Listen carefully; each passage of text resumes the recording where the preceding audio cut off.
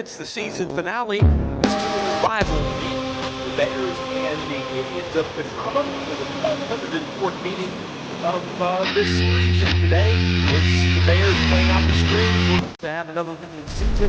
At the top is much improved over last year's 3-win campaign.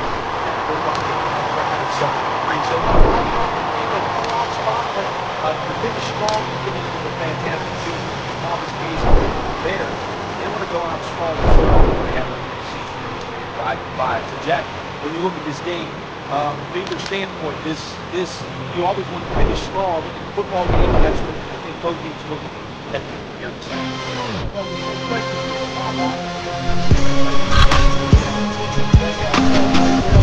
They lost to Emory and Henry, Wingate, and Carson Newman, three of the top teams in the league. They've got a chance today to beat the team that was predicted to be number one team in the league. So that would be a feather in their cap, and cap them with an 8-3 season. And I'm sure with the way things looked previously, the 8-3 looks pretty doggone good to them. So I expect them to come in loaded and really ready to play well today. The Bears had a week off last week after a really tough loss down at Wingate, and really our third tough loss of the season. You know, if you go back and look at Newberry and Anderson games that we really had the opportunity to win along with Wingate, but couldn't pull those off, and so therefore the Bears are not going to the playoffs this year, and it's kind of become a tradition around here to be at least in the fight for the playoffs, but it's not going to happen. So the coaching staff, I'm sure, has had to work very hard. You know, in my experience as a coach, when you're playing that last game and, your seniors are fired up, they want to play well in that last game, and they want the people around them to play well. But, you know, the Bears don't have a whole lot riding on this other than you certainly don't want to have a losing season. So that's the incentive for the Bears today. But it's going to be a tough contest. Both teams have the ability to move the football. We know that Catawba is the number one team in the conference as far as total offense is concerned. And their quarterback is fifth in the conference. They have the leading rusher in the conference, and their receivers are ranked pretty high. Number 6, Bo Pryor from nearby Burns High School is up there in that. And the Bears, of course, you know, we're going to rely heavily on our quarterback, as we always have been, Kamani Robinson. So when you look at this game, the 104th meeting between the two schools, the Bears and Indians have played some close games here recently, even though LR has won the last 7. Catawba led last year at home 14-3 at halftime, but the Bears scored the game's final 30 points and came away with 4 turnovers in that game, including 2 pick sixes in that contest in the second half to win that game going away. And the Bears will have, you mentioned the senior day, it's Letterman's Day as well. Alumni Day, call it what you will. There are a number of Lenore Ryan ex-football players that are in the stands and are out tailgating here today. But the Bears are going to, I guess, say goodbye to 32 seniors playing in their final game here in a Lenore Ryan uniform. And Jack, that's a high number. Normally 15 to 20, and you had a really good senior class. But when you got 32 seniors on your roster, that's a tough call right there. Yeah, and I think part of that is due to the transfer rules now and the portal rules and those kind of things that the Bears have picked up a few more players later in their career, and their final year happens to be here. And because we were talking about the number of seniors you have, and a lot of times that points to a really, really good team. But like I said, a lot of these seniors came in their last year or the last 2 years, and, you know, that doesn't always blend as well as it could. Now, I'm not saying that's been our problem, because we've just made mistakes on the field that have been our biggest problem. But Catawba leads the league in total offense. They average 442 yards a game. The Bears are at 371. And they're passing. Catawba's kind of middle. They're number 5, but they're number 2 in rushing the football, and they got 2 rushers in the top 10. So they've got a really good running game. I don't know what they'll do today, but they mix the run pass pretty well. It's going to be a real tough contest for the Bears defense. If we play like we did at Mars Hill, that's the game I relate this to. If we can play against the best offense, because Mars Hill, when we played them, they were at the top of the league or near the top of the league in offense. If we can play as well as we did up there defensively, we'll got a chance to really pull this game out. So it's the Bears and the Indians this afternoon. We're glad you are aboard. If you're listening to us on AM and FM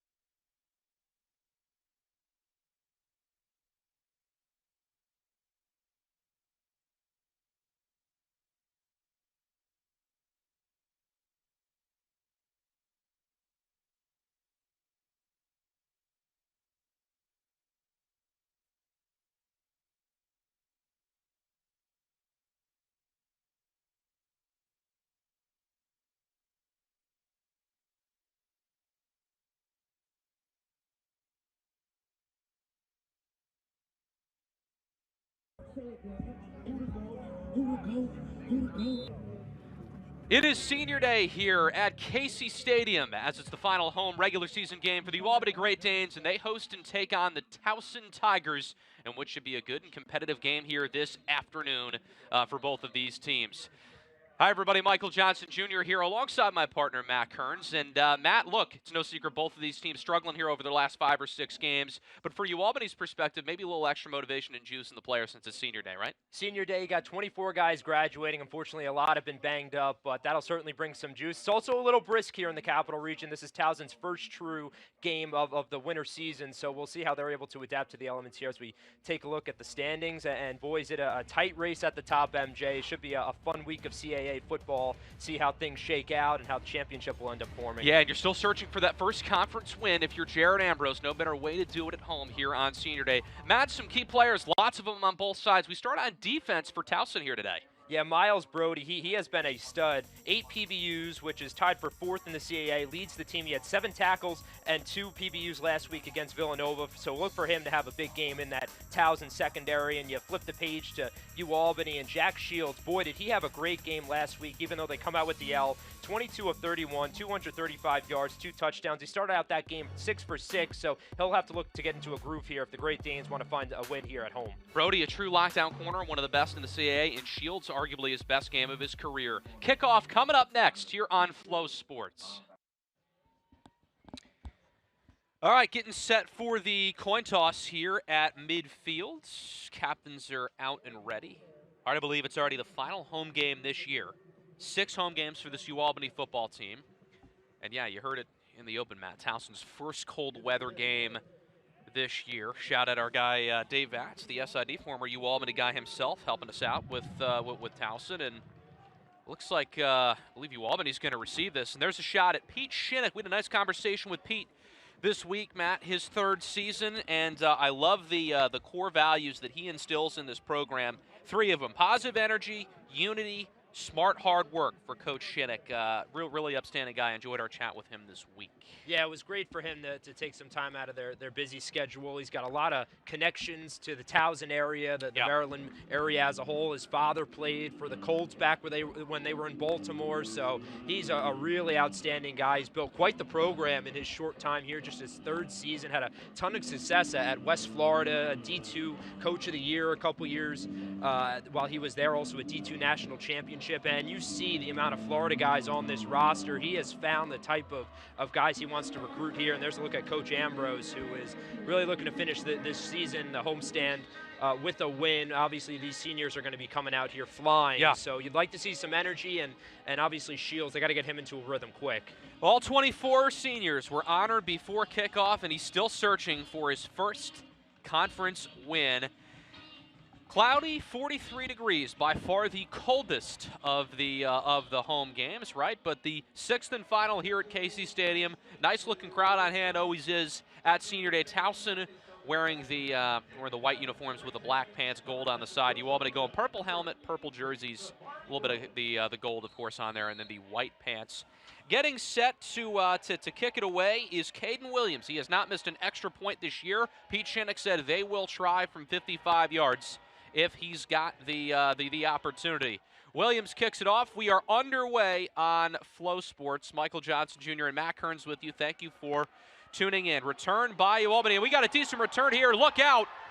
Taking it all the way up to midfield is Tavari Groves, and a great start for the Danes on senior day. Number 83 showcasing the speed with a nice return and start to the game. Well, special teams has been such an issue this year, and this time the Great Danes capitalized. You see Groves just weaving his way and then is able to hit the near side, get over midfield. Obviously, they had the blocked field goal last week. 2 weeks ago, they had the 3 punts that ended up getting blocked for safeties, so that is a really great way for UAlbany to start here. What do we got, Matt? Some keys for UAlbany here this afternoon. They got to get Jack Shields into a rhythm. He started last week 6 of 6, so they got to give him some high completion percentage throws, and they got to be able to capitalize off turnovers. They had 2 last week that they took back both for touchdowns, so got to see the defense come up big. Play action fake on the first play of the game. Shields looking long over the top. Has his man. Touchdown, first play of the game for the Danes. In stride, LaSalle Rose Jr. Hello, UAlbany. It's 6-0 in a blink. Wow. Explosive. Talk about getting into a rhythm. Shields did not need to get into any type of rhythm there. Just make it 1-for-1. Yeah. You'll see the play action, and this was clearly drawn up by Coach Ambrose out of the gate here. Let's take a shot on this Towson secondary that we were really hyping up in the pregame. You see LaSalle's Rhodes Jr. just going to take the top off the defense there. Yeah. One play, and Towson right now is not sure what exactly hit him there. They were not expecting UAlbany to have that type of explosive playability there. How about a 40-yard return, and how about a 50-yard touchdown, Matt, to start the game? Best start of the year for the Danes. Extra point on its way, off the uprights, and is no good. And as soon as you have a great moment, special teams. Extra point is no good off the left upright. What a start, huh? Here on Senior Day. Wow, how about it? Give a lot of credit to Coach Ambrose, and here you see the extra point. Just hooked it a little bit, looking like my driver off the tee box there. Mine too. But you talk about complimentary football, and you see it on display right there. Special teams sets you up over midfield, and then just one play in, the offense decides we're going to go after the end zone here. And you see LaSalle Rhodes Jr., he should be hyped up. His second touchdown of the year, the Monroe University transfer from just a few years ago, junior college, redshirted in 2022 here at UA, had a touchdown at Iowa, and then since then he's been a little quiet, so great to see him get his name on the stat sheet here. Yeah, with simple man coverage off the top, and he beat the secondary. This is a Towson team that's got a good secondary. You highlighted Miles Brody. You got Xavier Terry back there as well, and that must have been a miscommunication. I saw Shields. It looked like Towson was watching the run, and he faked it to Woodell. Boom, straight over the top. And I'm trying to look at Tyler Bozick is wearing 48 today. I'm not sure who kicked wearing 39, but it was an unsuccessful extra point try. But nonetheless, Bozick kicks it away, and back to return Towson at their own 5-yard line is number 14, Lucas Londono, and he is wrapped up and swallowed at the 18-yard line. Good job by this UAlbany special teams group. Yeah, great play. I think that was Berschwinger right there who local came product flying up. Guilderland, New York, right around the corner here.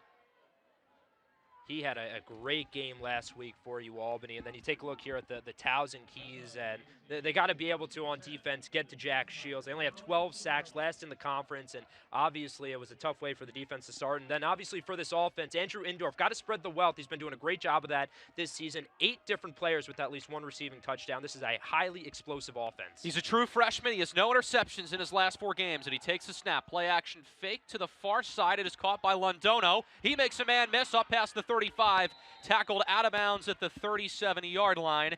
And it's Denzel Patrick with the tackle. Our guys Carter Sloan, Jonathan Fry helping us sound a whole heck of a lot smarter here in the booth as our spotters here. Matt, CDPHP starting lineups.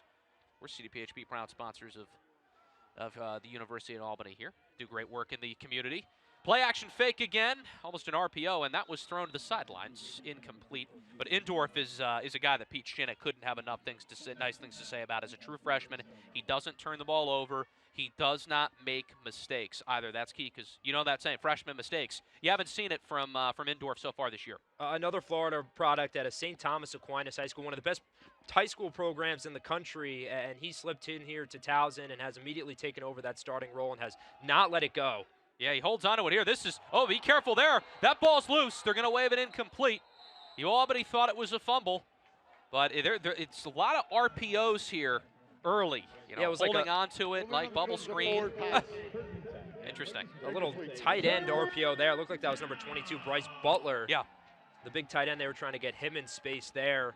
A couple passes that Indorf looks like he rushed just a little bit there. That's one, obviously, the tight end's got to catch, but this offense, I think they thought they might have a little bit of a break. We talked about the cold elements here. This is Towson's first true game in these type of elements here, under 50 degrees. So we're going to have to see how the quarterback here, Indorf, who is from Florida, adjusts to the cold weather. And Jared Ambrose said, we got to put pressure on the quarterback, make him uncomfortable. They're sending extra men on the rush. Indorf still looking. He's going to air one out down the field. Good coverage.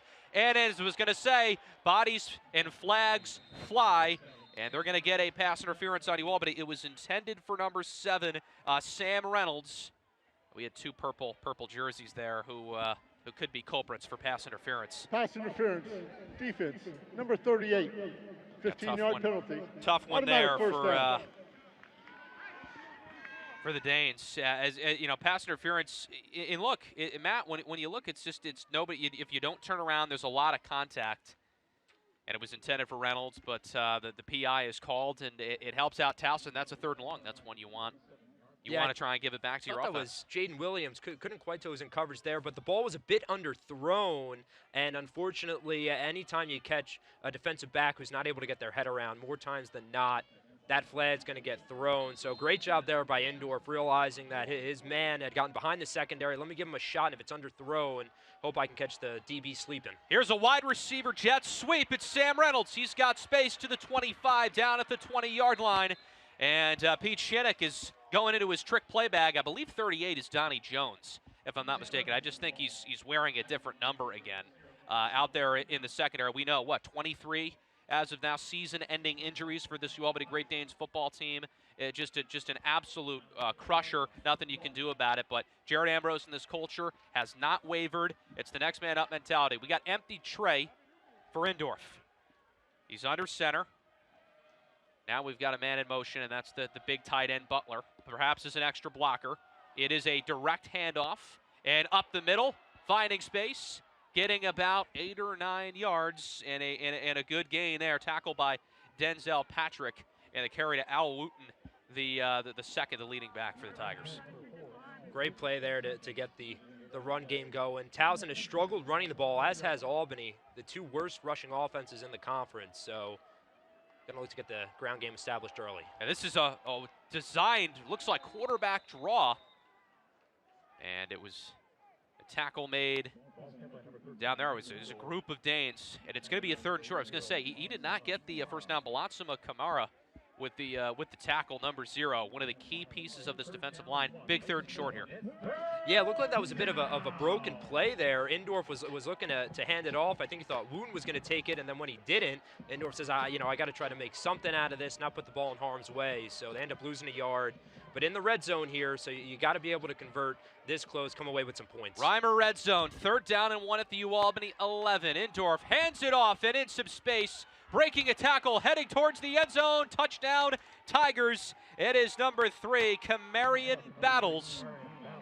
And Towson is an extra point away from taking the lead after UAlbany's missed extra point. And a good answer by the Tigers early on here. They get some help with the penalty, and then you see the run game coming to life in the red zone. This is Camarion Battles, the running back too, but he has done such a great job out of the backfield as a receiver. 12 receptions, 115 yards, a touchdown. As a receiving back, there you see him get his 3rd rushing touchdown of the year, and you see kind of the 2-headed monster that Towson offers. They just haven't been able to get the momentum of the run game going, so you like to see that early for the Tigers. Got to be able to keep this momentum up, keep this UAlbany defense on its heels. Caden Williams, of course, he makes it. No announcer's jinx. He hasn't missed an extra point all year, and he's a lefty, too. Probably the best kicker in the CAA conference. Now the extra point early looms a little large. It is 7-6, but UAlbany scored in one play. Towson obviously didn't need a whole lot of plays to be able to score, but the pass interference on 3rd and 10 is going to loom large there. Jared Ambrose can't be happy with that. Yeah, penalties were a killer for UAlbany, especially on the offensive side of the ball last week. This time on defense, looked like they were trying to go man-to-man coverage on that big 3rd down that ended up going as a penalty, and that's just a killer when you're able to get that large of a PI and then be able to get into enemy territory, and obviously you punch it in there. So give credit to the Tigers for taking advantage. Andrew Indorf was starting to find his groove a little bit, but the ground game really helped him out. So after this UAlbany offense came off of this one-play score from LaSalle Rose Jr., I'd like to see how they respond, because now this is a time where you have to have a sustained drive, give your defense a rest, and see if you can establish the ground game with Waddell, his final home game as a Great Dane. Yeah, this is a team that has struggled to run the ball. You know, JoJo Uga and Griffin Waddell, both the leading rushers for this Great Danes team, and yeah, we'll see if UAlbany can get more of the same action. It's an 82-yard drive for the Tigers. Caden Williams going to kick it deep again, and you got to watch out. Look who it's going to. I have a funny feeling Tavari Groves is going to take it out. He had a good return last time. Can he do it again? Not this time. Tigers wrap them up. UAlbany will start at their own 22-yard line with this possession. Yeah, this is a really important drive here for UAlbany. You got the big body blow with the touchdown coming into this game with the with the 40-yard bomb to LaSalle Rose Jr. Towson comes back, strikes right away. They're able to hit their extra point. So now you're essentially down in this game. How do you come out here? You got to get the run game going and obviously get Shields into rhythm. He looked really, really comfortable last week in the pocket. So hopefully he can carry some of that confidence into this week and start slinging this thing. He's got 3 receivers to his right, shotgun snap. This time it is a handoff up the gut, only gaining about what was that, about a yard or two. It looks like up the middle, and a good run up the gut by it looked like who's wearing number 10? B.J. Norman's normally number 10. And Cade White, the tackle for Towson. Yeah, that looks like Uga there, but. I can't tell if they switched his Must have been jersey. A jersey change that the announcers did not find out about here. We'll go with Uga, I would think, but he's normally not wearing number 10. Shields, play action fake, scrambles to his right. Pass looked like it was deflected. That is going to be caught. And it's a nice play by LaSalle Rose Jr., finding some space on the far right sideline, and that's going to bring up a first down for the Danes. This is a great play call and great execution here from Coach Ambrose. He loves the ability that Jack Shields is. He's able to throw on the run with great timing, and he's able to put a lot of velocity on the football. So being able to have a quarterback that you can roll out like that, get LaSalle Rose Jr. into space, and then obviously get a big chunk play, about 15 yards there. Offense is looking like it is in rhythm here. Shields, sweep handoff. I believe that is JoJo Uga, just wearing a different number. He takes it up to the 41. He will get 4 yards. Ran the lineman on a sweep there, Matt. Always cool seeing the big fellas run out to the edge and block for him. Yeah, Ambrose is so versatile with what he's able to call offensively, both in the run game. You'll see it here, the way he's able to get his lineman into space and allow Uga just to be able to follow his blockers. And then in the pass game, you saw it off of that bootleg rollout that Shields just had. Your Simo in. Yeah, look at that. Anytime he's in, it's a direct run, and he runs hard. Had a touchdown last week in the narrow loss against Bryant, and he might have had enough for a first down. It was 2nd and 7 for Simo, and I believe it's a first down. Got it. Good job by Simo with the direct snap. Jack Shields instantly back into the game. I have received confirmation. JoJo Uga wearing number 10. And yes, Donnie Jones is wearing number 38 in this game. Thank you to Taylor O'Connor. Anytime Aiden Simo gets in the game, it seems like he is able to grind out at least 4 or 5 yards. That time he gets 7 for the first down, but he's got a rushing touchdown in 4 straight weeks. Look for him to be a big part of the run game. Play action and going down. It's a sack early on. That's number 32, Jamez Drummer for Towson. Got after Jack Shields early, and they tried a little pre-snap motion. Unsuccessful. Yeah, I don't think Shields here was anticipating the blitz. They're going to look to go off of a play action, but Jamez Drummer, give a lot of credit there. It looked like he may drop into coverage. He comes on that delayed outside linebacker blitz. The Old Dominion transfer has been unbelievable for this Towson defense. 50 tackles, 2.5 for loss. Make that now 3.5 with the sack. 2nd down and 19 at the 38-yard line. Shields 2 receivers to his right and to his left. Drops back to pass. Now, and it can't get out of trouble. It's another sack. There is a penalty marker down. Looked like it might have been J.R. Stagel. Number 92 got after him. This very well could be a holding. Holding. Offense. Number 64. Penalties decline. Jackson Nixon, the culprit. That's a holding. I was going to say you're going to decline it because it's about 3rd and 30. Anyway, after back-to-back sacks, and the offensive line losing the battle to the defensive line here, Matt, on this drive. It's never good when you have a sack and an offensive holding penalty in the same play. So These are 2 penalties. We saw it in the Bryant game last week in the second half. These compounding penalties are just really stopping this offense from having any success. So now 3rd and forever here. Yeah, 3rd and 25 to be exact. You're right about that. And all of a sudden, you've got an open man overshot. It was LaSalle Rose. It was a wheel route up the sideline. That would have been close to a first down. Towson will take it. And he's going to bring out Owen Lawson for the first time today to punt it. He was open. A great play call here from Coach Ambrose. They run a little rub route here, and they get the rub. LaSalle Rose Jr. gets separation, and Shields just puts a little too much on it there. That is one this offense will want to have back, because he would have gone for 25 and more. That would have looked like more like a 30, 35-yard gain into Towson territory. Here comes a guy who can really bomb it. Owen Lawson, fair caught. That one only gets to the 38-yard line. It is John Dunmore seeing his first action with the fair catch. 7-6, Media Towson timeout leads on the UAlbany. field. Good start, 8:31 to go. We'll be right back on Flow Sports. Hi, everybody. I'm Roger Weiland. Join me along with Michael Johnson Jr. every Monday through Friday from 10 to 1 for Big Board Sports on 104.5 The Team. And make sure you start your day at 6 a.m. till 10 a.m. with DiPietro and Rothenberg right here on 104.5 The Team. Hey everybody, it's MJ here. Tune in every weekday from 3 to 4 p.m. for my own show, Open Mic. You can also catch New York Yankees baseball, Buffalo Bills football, NFL on Westwood One, UAlbany Sports and more on the Capital Region's home for New York sports, 104.5 The Team, ESPN Radio. You get yourself to class. You show up for meetings, at home and at work. Your flex is making time for yourself and your community, no matter what. Soon, CDTA will introduce its biggest flex yet, with added mobility options that let you bike, scoot, and share. Wherever you go, however you choose to get there, you can count on CDTA. We're here to keep you safe and the region moving forward.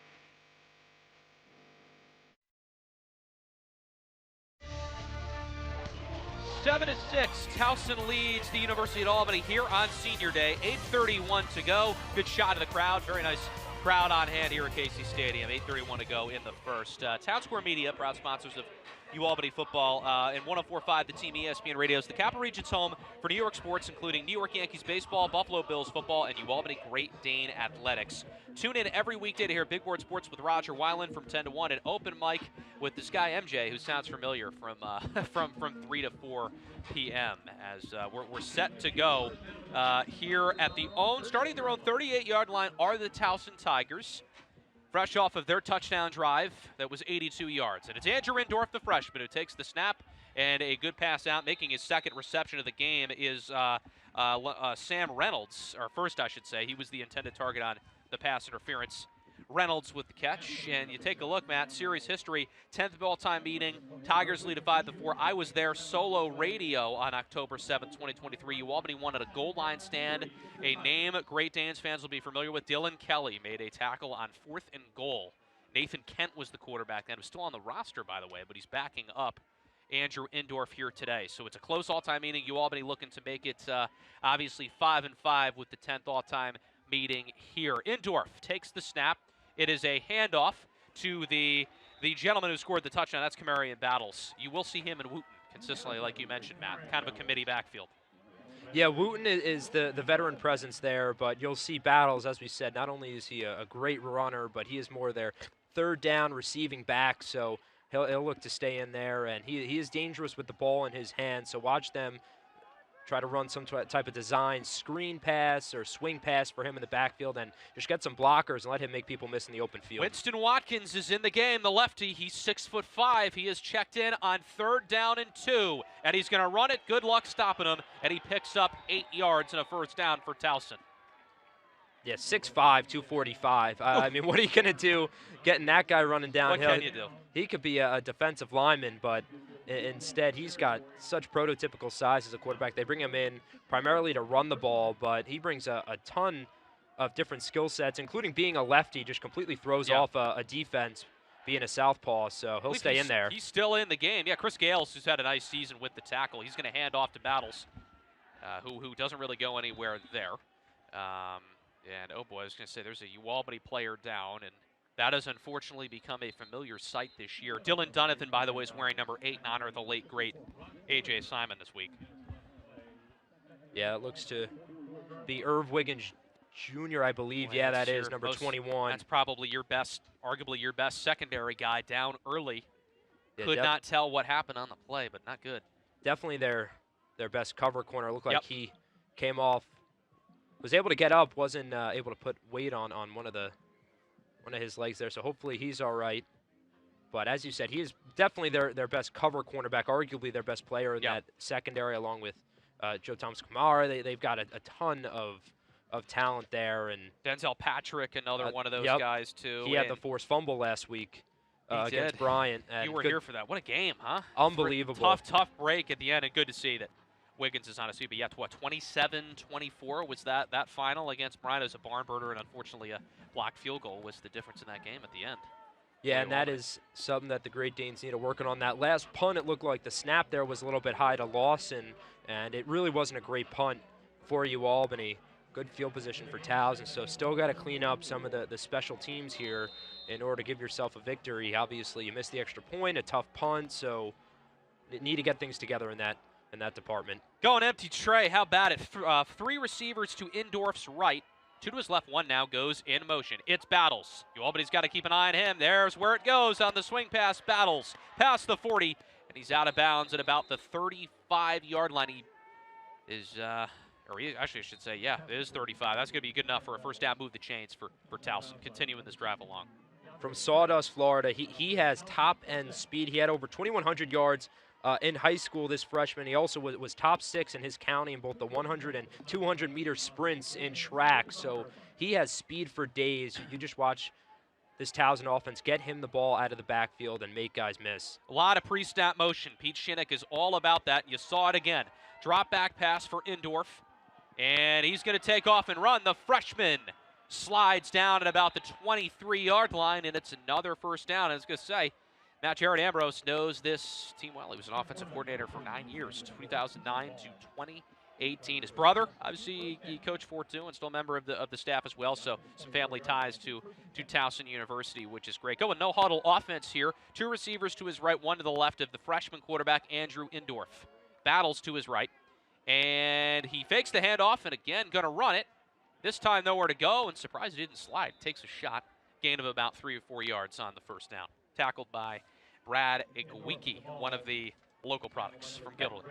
Looks like Indorf was a little slow to get up. I think it was just a cleat issue, but he is looking very comfortable here on this second drive. Looked a little frantic on that first drive, a couple passes that were incomplete that he'd like to have back, but now they're settling in, getting the run game going. Battles has had a couple great catches out of the backfield, and this is why Indorf has been so dangerous this year. Puts the ball where it has to be, on time, and doesn't turn it over. Hasn't had a pick in 4 straight, only 3 interceptions on the year. There's John Dunmore. Boy, he takes a big hit on that play. And I believe he's going to be stopped just short of the first down. It's Dunmore and it's Jayshawn Doss, who are kind of the two-headed monster. Dunmore, per our source, is the more athletic of the 2 wide receivers. And a quick drop back here because Balansima Kamara was right in his face. Had to get rid of it there. Yeah, and Dunmore there, he is the grad student out of Fort Lauderdale, 6'2", 185. He's got more of that prototypical wide receiver one size, and then you look at Jason Doss, who is 6', 170. He is more of their burner, deep threat type of receiver. So they've got each element in this offense, and both have been extremely productive. Watkins is in the game, but it's a handoff. Man, they do utilize him a lot. Winston Watkins, who's a big body, of course, on this team, and Nathan Kent has not seen any game action, but it's a first down. Good handoff. It was Allie Wooten up the middle, and the Towson Tigers are in that. They're in the Reimer red zone, and again, Reimer Homes in the Capital Region rely on the Rhino for your heating, cooling, or plumbing issues. Call Reimer Home Services at 518-509-HORN or visit callreimer.com. today. First down and 10 at the UAlbany 12. Watkins again, direct snap, and he is just going to surge his way down to about the 5-yard line before he is tripped up and stopped short of the end zone. I think it's a little far for a tush push, MJ, but if you're going to do it, this is the guy you want to push in, because who is going to stop him? You get to the 3-yard line, and I mean, look at the size difference when they walk off the field. I mean, he's built like a tight end, and Unreal. You just see him. He gets a head of steam going, and it's impossible to bring him down or just try to knock him off his line. But here they're going to bring Indorf back in. Yeah, going to go under with the center. Heavy set. Smart move under center. 2nd and 3 at the 5-yard line for Towson, looking to extend their lead. Handoff, and that's going to be a first down. It'll be a 1st and goal at the 2, unless he was tripped up earlier than before I saw. It's going to be looking like no huddle offense, and Towson's like, you know what? If UAlbany can't stop it there, we're going to do the exact same thing again. Handoff again, inching towards the goal line. Oh, I don't Touchdown. think Late call. It's close. I was going to say the near side judge called it a touchdown for Towson. It was Kasim Phillips, number 26. And as of now, that's going to stand. Wonder if Ambrose and the staff want to take a look. That was, a really late call. I originally didn't think that he got there, but that close judge to us was the closest to where that action was happening, and he would have had the best views. So it doesn't look like we're going to get a challenge here, and Towson's going to go up by a score. And this is a chance again. That extra point looms large. This is a chance to make it an 8-point game. And Cade Williams will attempt the point after, the lefty kicker, who still is perfect on the year. And it is 14-6. Towson leading late stages of the first quarter. 2:17 to go. We will be right back here on Flow Sports.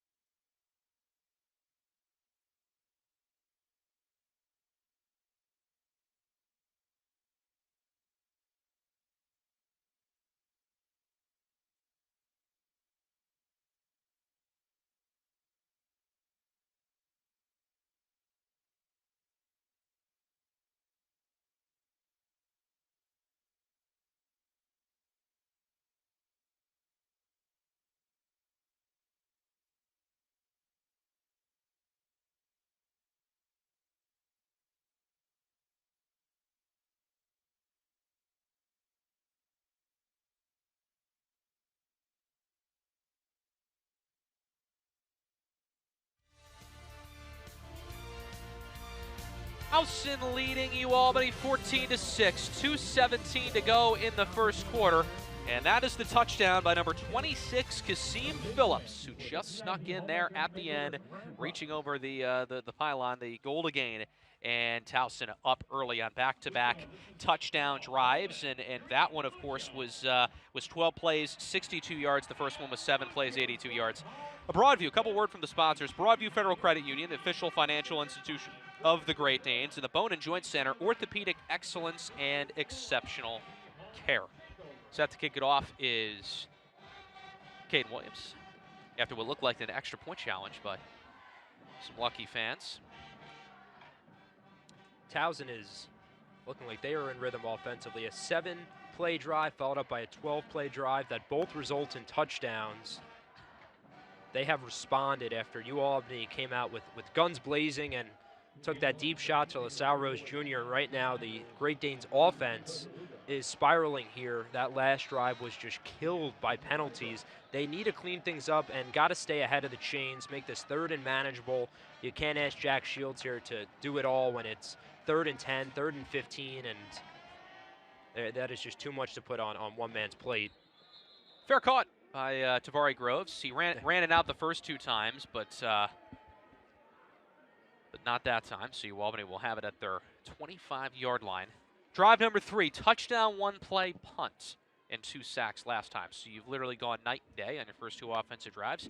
And Jack Shields coming off of a great game that you witnessed here, Matt, alongside Chris Watson for the play-by-play call, and probably his best or second best game of his career outside of Delaware State. I remember early on in the year on the road. So Shields looked good on that throw, and he almost had LaSalle Rose Jr. again on a 3rd and 25. Interesting formation here. I love it. You had 2 receivers to the right, 1 left, and a full house shotgun, if you will, with I believe Uga and Woodell in the backfield. Or no, They're going tight end in the backfield with him. It's Nick Petrillo, number 85. How about this for a formation on first down?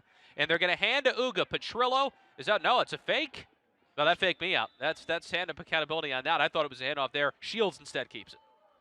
Yeah, that was an interesting design. They bring in the big bodies there, run formation. You think Uga, who's more of the power back, is going to get it, and instead Shields keeps it and is able to ink out there 4 yards. That's a great play on first down. Second and manageable here. Try to get close to the first down sticks. Don't force anything, and then you give yourself a third and manageable. Especially on a drive where you were going backwards after 2 sacks. 3 receivers to the near side left. Jack Shields, snap. Option play, it's a pitch. And it is to the outside, and getting tackled out of bounds for the Danes, of course, is Joey Koch getting the carry there, I do believe. Yeah, number 22. Well, they're really using a lot of different running backs this year. Koch with a gain of about, I want to say it was 4. Take another look on the replay. Actually, no, he got about 7 or 8 on that. More than I thought after the extra effort. Are they going to mark him out to 35? Yeah, it looks like he was really close to I thought he got more. Maybe not. Yeah, I guess they may have gotten a better angle down there. First down and 10 nonetheless. Jack Shields in motion, throws to the far side. Pass is caught by number 17, Jordan Ray. Nice little play there on the out route. This is a really great drive that UAlbany is starting to put together. They use the run to the left, and then they go a little play-action bootleg with Shields to the right side of the field. They hit Ray on a little comebacker. And these are the types of throws that help Shields get into a rhythm, along with the run game, adding the element of Uga and now Koch, the running back as well. Gives a whole lot of looks to this defense. Shields fakes it. That's Mahar, and he tripped up. He's over his own feet. He's wearing number 6, Stephen Mahar Jr. I believe that's going to bring up it's a first down. UAlbany doing a nice job matriculating the ball down the field here, Matt. Now a 1st and 10 at their own 47. See if they snap it here, or will it be the end of the first quarter? They've got 5 wide receivers for Shields. And they will run one more play. Shields, quick pass, out of bounds. They're going to have to run one more because that's incomplete over the head of Uga. Yeah, that was one that Shields will want to have back. Again, another high completion percentage throw that Shields needs to capitalize on. They're trying to give Uga an opportunity in space off that little swing pass to the right, trying to set up a bit of a screen. And instead, they'll look like for this play, they'll send out Koch, the running back. Koch, that's right, yeah, Koch. My mistake on the pronunciation. Yeah, Joey Koch, who has seen minutes this year. Yeah, we've seen him in the punt return game and now here on offense. Shields takes the snap, looking, and that play did not develop at all. That was well covered by Towson. He was looking for Koch out of the backfield, a little bit of a swing route, and now it's 3rd and 10 at the 47. But just like that, we have already reached the end of our first quarter. Towson leads UAlbany 14-6.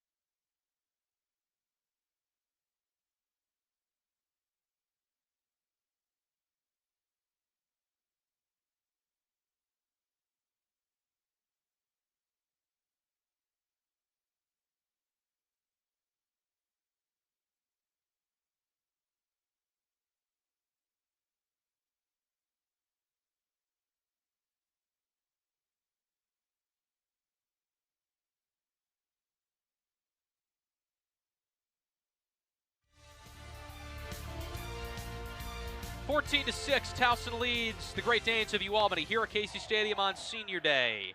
Pretty an entertaining first quarter. UAlbany has the football. 3rd down and 10 at their own 47-yard line. Jack Shields sends Carter Moses in motion. He's got 2 receivers to his left. See what P. Shinnick dials up on defense. Rushing an extra man. Pressure's picked up over the middle. Pass is dropped by Carter Moses. One that he will usually bring in, and unfortunately that means another punt for Owen Lawson and this UAlbany Great Dane special teams unit. Yeah, that was great coverage. I believe that was a Muriel Gant there, because either way, even if Carter catches that on a little crosser, he's still going to be about 3 or 4 yards short. Gant was right with them, and once again, a 3rd and long forces UAlbany to punt. Watch what they're doing here. This is a UAlbany team that had 3 block punts for safeties against William & Mary. Nice job bringing up extra blockers, and a good punt by Lawson. Went with a fair catch. He didn't do it. UAlbany might have the football. Not fair caught. I thought he signaled fair catch. I think he did, and he muffed it. Right. It doesn't matter. I mean, he signaled. You have to still catch the football on a fair catch. We've got a scrum for it. This would be massive for the Danes if they can get a turnover. Oh, it's hard to tell here. It's close. And it stays with Towson. UAlbany oh so close to catching a break on that. And I believe it was number 25 for Towson on the return. At least that's what I thought. We'll take a look at who the number was again. Yeah, no, look at that was Dunmore. It's Dunmore with the fumble, yeah. One of the vets. You would not expect him to put that on the ground. Look at this. I was going to say, I think it spun at the end, and Dunmore completely lost it. Oh, UAlbany had a chance. Look at that football. It goes through like 4 different players. I was going to say, I think it hit about at least 2 or 3 purple jerseys before Towson ends up on it. That is one that you're going to want to have back if you're UAlbany. You've struggled on special teams, struggled with punting, and their opportunity just slips right through your fingers. A chance to create off of a miscue. Nonetheless, the Towson Tigers will take it at the 22. Dunmore very fortunate. Andrew Indorf sends his receiver in motion. That's Cleveland Charlton. Takes the snap. Looking left side. Looking deep. And a phenomenal throw on a post route caught by number 1, Zay Perkins. What a throw into a tight window. It was outstanding coverage by UAlbany as well. That was unbelievable. I mean, Indorf puts this on a line. He puts some air under it to give Perkins a little bit of room to run under it. And this is in between 2 zones, and that looked like a little bit of a cover 2 in between that corner that's playing the flat and that deep safety. And, boy, he just threads the needle. That is a throw that Indorf has made so many times this season. As a freshman, he just makes it look easy. He does. I mean, on a rope, right into a really tight window. This Towson offense is clicking. That's why UAlbany's got to be able to sustain drives. They scored on that first play, but since then it's been all Towson. Run and a handoff up the middle to Wooten. He's going to get close to midfield, gain of about 4, let's say. It'll be a 2nd down at about 6 for the Tigers. Take another look here, Matt. Yeah, this was, you take a look here, and Indorf, he's got time, feels the rush, gets it off just in time, and look at that throw. I mean, he puts it just in a spot. All quarterbacks are taught either put it where your receiver can get it or don't put it in harm's way. Don't let anyone catch it. That was exactly that. He puts it right where Perkins can catch it right away from the defender, and great play there as well from number 1 Perkins, the senior wide receiver. Butler in motion as Indorf hands it off to Wootney. It is dragged down. It's a nice defensive play by the UAlbany Great Danes defense. Zakar Morris, the big fella, getting in and wreaking havoc. And it's going to be a 3rd down and about 6. Great play. I thought Wooten was going to get away from the big guy there, but Zakar Morris, great get-off, just sheds the block, finds his way into the backfield quick, and Wooten cannot escape the grass there, number 92.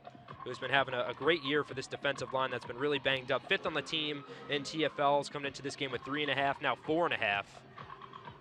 3rd and 6, UAlbany defense and Billy Nestlet would love a stop to keep this a 1-possession game. See what they do.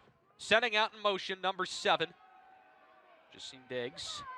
Indorf takes the snap, drops it down, and a tackle. That is going to be short.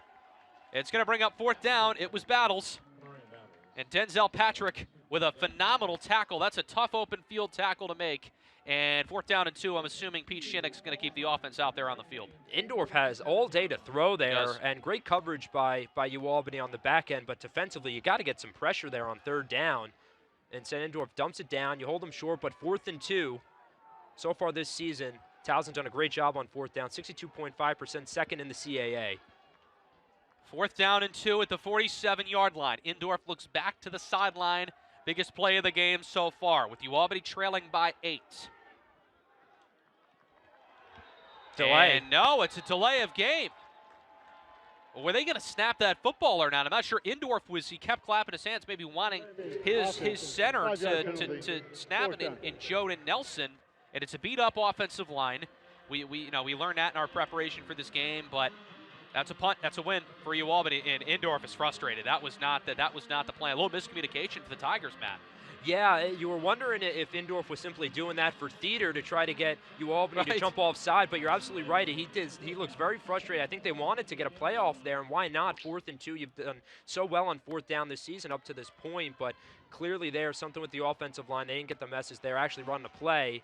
But no harm, no foul. You don't turn it over or anything. You're forced to punt. But a great punt here. It's going to be a long field for UAlbany to have to go down. Bryce LaFollette with the punt, and I love it.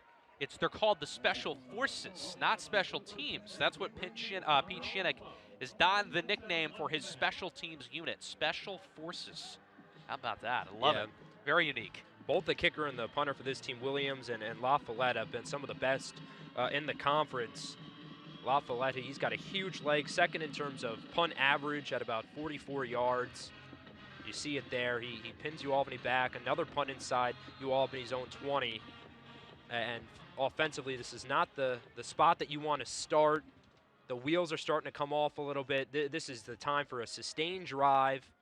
Try to get the ground game going. 1st and 10 at the 12. Shields is dropping back to pass over the middle. That pass is caught. Nice strike across the middle to Jordan Ray with his 2nd reception of the afternoon. Tackle by Miles Turner, not the NBA player. That is Miles Turner for the Tigers of Towson, of course. Yeah, great play there. They dial up the pass on 1st down for Shields. He's got time, nothing downfield, so he's got Ray on a little safety crosser route, and you get positive yardage, 2nd and 5. Just got to stay ahead of the chains. That is the name of the game for this UAlbany offense. 2nd down and 5 at their own 17. Play action, Shields lobs it. Nice play. 1st down and more to Carter Moses. Goes upfield and gets it all the way to the 34-yard line on a nice gain of 17 yards. Tackled by Xavier Terry. Going to hear his name and probably Miles Brody a lot too. The tight ends over the last few weeks for UAlbany have really been getting involved in the offense. You have Carter Moses and Stephen Mahar, who have both had the touchdown receptions from Shields last week. This time you see Carter Moses once again getting involved. He leads the team in catches, yards, touchdowns. And that is a nice play to get Shields' confidence back up. Give it to your big safety valve, and Moses, let him do some work after the catch and get a 1st down. Handoff up the middle to JoJo Uga. He picks up 4. It'll bring up a 2nd down and 6. 10 minutes to go here in the 2nd quarter. It's 14-6 Towson. And a tackle by Matthew Lunga, where's number 18 for Towson. And again, a lot of Florida guys, a lot of West Florida guys, because Pete Shinnick coached there for a while. Very good recruiting out of the Florida community. So a lot of these guys, whatever, if freshman, sophomore, junior, senior, doesn't matter. A lot of them from Florida on this team. It's a 2nd and 7. Little pre-snap motion for the Danes. Shields will drop back to throw. Looking deep over the middle, Jordan Ray. Oh, wow. That was behind him. Adjusting. A tough play to make. And that's good for a 1st down. What a catch. 3 catches already for Jordan Ray and Emerald Gant with the tackle. That was a great job by the UAlbany offensive line of picking up the linebacker blitz there. Shields had plenty of time to get this ball off. It's a little off the mark, but a great adjustment by Ray, who Coach Ambrose told us out of all his entire receiver core, Ray probably has the best understanding and knowledge base for this offense. He is such a smart player, is able to sit right in that zone, comes back to the football, and another 1st down for UAlbany. Jack Shields hands it off to JoJo Uga. A little bit of a hole behind the center. Nice job by Uga. Head of steam, gained 7. Ball came out, they're going to say. That was going to say, was he down? It popped out. I was going to say, followed Max Sepulveda to the center. What's the rule? Uga has his hands in the air, but he's not pointing like he was down. That was hard to tell. Well, they know, look, that was I thought I The heard a ruling whistle. on the field is a fumble recovered by the defense. First down. And it is a fumble for JoJo Uga.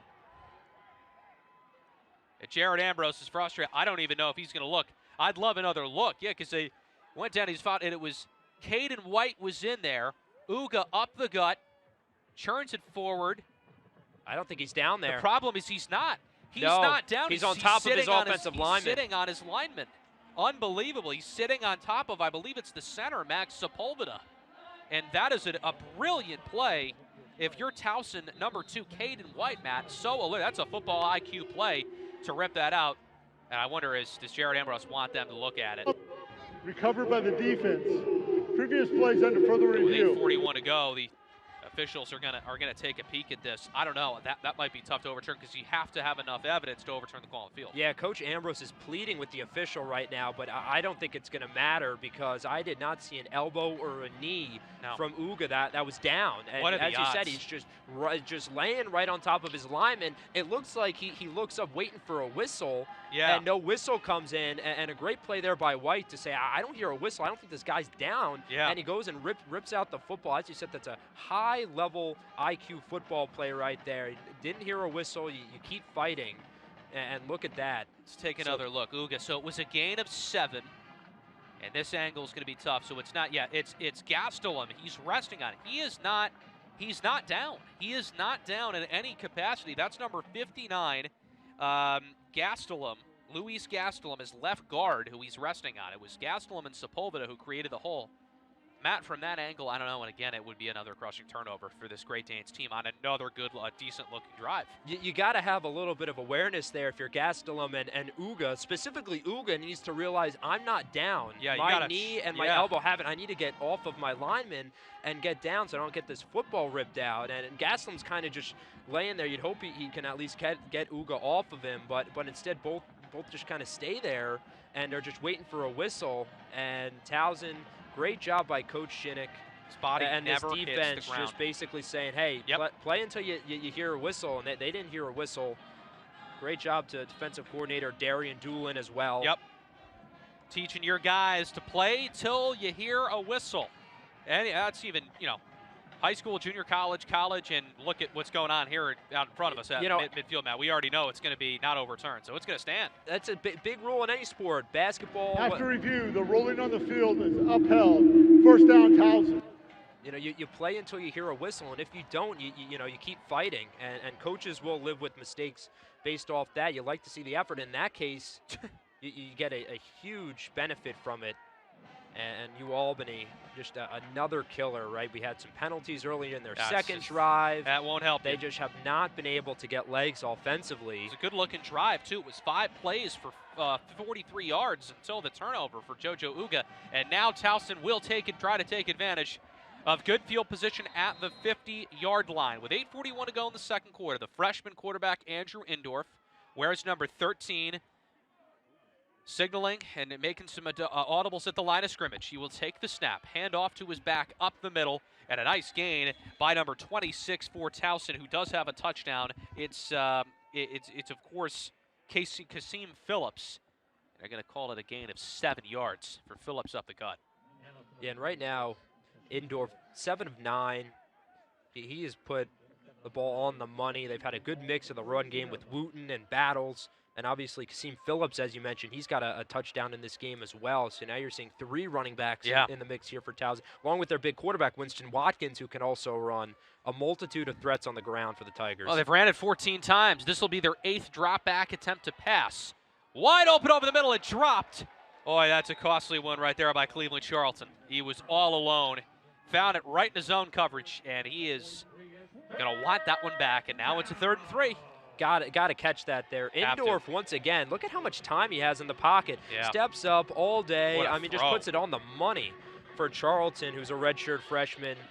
Big mistake. He'll learn and grow from that. He's got great size, number 11, 6'5", 160. Just got to develop the hands. Quick snap, first down and more. It's a direct snap to Indorf. He's still going. Indorf picks up more yardage inside the 30.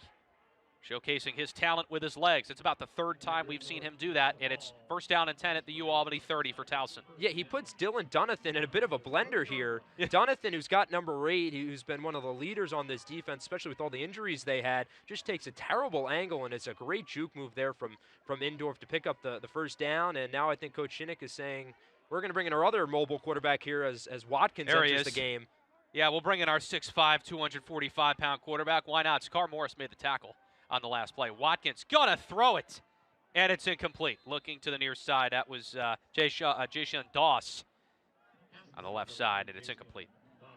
Yeah, pass was a little low, but we mentioned him being a lefty and the kind of wrinkle that throws in if you're a defense, and you see it right here, that a quick snap looks to his left, gets it, a little low there. You hope Doss, who's one of your top targets on this offense, can make that catch, but would have been a minimal gain either way. Second down and 10. 2 receivers, near side left, 1 far side right. You got Butler, the big tight end, as an extra blocker, and a running back to Indorf's left. 7:15 to play here in the second quarter. Towson up 14-6. Here on Senior Day at Casey Stadium, the final home regular season game. Indorf with a lot of time again, then felt pressured late. That's another one that's incomplete. Kasim Phillips is running back in 3rd and 10, and oh boy, here is a penalty marker. I think this might be roughing, unfortunately. Indorf got hit at the end of the play, and that was a late flag. Personal fouls, roughing the passer with targeting. Ooh. Number 99 of the defense. Kylan Macklin. Previous plays under further review. They're going to look at targeting too. Matt, good call by you. I saw the number when he got up, Macklin, and targeting. They're going to look at this because this is a possibility for an ejection from the game for Macklin. He and Sakar Morris have really emerged. You can't afford to lose a quality defensive player. That's healthy, too. This is another self-inflicted wound from the Great Danes. You just can't have this. And you see that is a really shot to the helmet. Bang play. And I don't know. See right there, Macklin's trying to make a play. The tough part is that the camera goes away from the quarterback. You'd like to see if he makes direct contact to Indorf's head with the crown of his helmet, because if that's the case, that will be targeting. I couldn't see if Macklin's helmet kind of gets to the left of Indorf's head and kind of hits him in the shoulder pad, or if the crown of the helmet hits Indorf in his face mask, in which case that is textbook targeting. But either way, I understand the targeting pass. Here's the look, and they're going to get him, I think. That's very well could be an ejection from this game for Kylan Macklin. The head jolting back is never good. I mean, nonetheless, it's still, we're taken away from the fact that it's a bad penalty on 3rd down or it would have been a 3rd down and 10, and now you're going to have it at the 15-yard line if you're Towson. If he moves his head about a couple inches to the left there and just goes for the shoulder pad, I don't think that's a roughing the passer penalty, but you get the targeting call, and you cannot do that. Defenders nowadays are being taught so much that you cannot put your head down when you're going after the quarterback. Keep your head up, wrap up, get your shoulder in there, and unfortunately, with the way that the rules are written, that's what it's there for, to protect the players. Taking a long time here as the official. Want to get this a big call. You want to get it right. Will Macklin be ejected? Yeah, so if Macklin is ejected, look for number 54, Brock Boyer, to slide in there on that defensive line and get some big minutes. I see him, number 54 there in the huddle. I think the UAlbany coaching staff is anticipating an ejection. Obviously won't be able to play in the first half of the Monmouth game as well. Yes, that's right. Yeah, because that factors in and carries over. That's a good call by you, Matt. Yeah, and it's the final regular season game for UAlbany. Next week at Monmouth, it's a noon kick down in West Long Branch, New Jersey. A lot at stake. There's Pete Shinnick. He's waiting, as is Jared Ambrose, to see what the ruling is. There's 7:11 left in this second quarter. It has been a good game so far. Towson up in this one. But we're currently looking at, if you're just tuning in on Flow Sports, Kylan Macklin is the play is being looked at for a potential targeting for a helmet-to-helmet hit on Andrew Indorf and a possible ejection. That is what is taking so long on this review. Look at the stats for Indorf, though. 7 for 10, 94 yards. They have run the ball 16 times. After review, the ruling on the field of targeting is upheld. Number 99 is disqualified for the remainder of the game. And Kylan Macklin is gone from this football game. And yes, the first half after 2. Boy, that is brutal for UAlbany, who's already had so many decimated with injuries, and It's a tough play right there from Macklin. And honestly, it didn't need to be made because the throw had already happened, too. He was in his face already. Yeah, you saw him try to pull up at the last minute, but immediately when there's contact to the head or neck of an offensive player, the officials are trained to throw the flag, and that is the way that the rule is written. So great call by the officials, and UAlbany has their back up against the wall here defensively. Indoor, no, that's Watkins. I was going to say, that's not Indoor. If Watkins fakes the handoff, goes up the gut for a gain of 2 or 3. It'll bring up second down. Shawan Lewis, who was in there, because you now have no Kylan Macklin. Lewis makes the tackle. And in comes Indorf now, Matt. Now they're going back to Indorf. Here in the Reimer red zone, another trip for Towson into the red zone. Indorf is highly efficient in the red zone. This is an offense that scores about 81.3% of the time, 8th in the conference. But right now, number 13 is looking so confident in the pocket. Indorf drops back.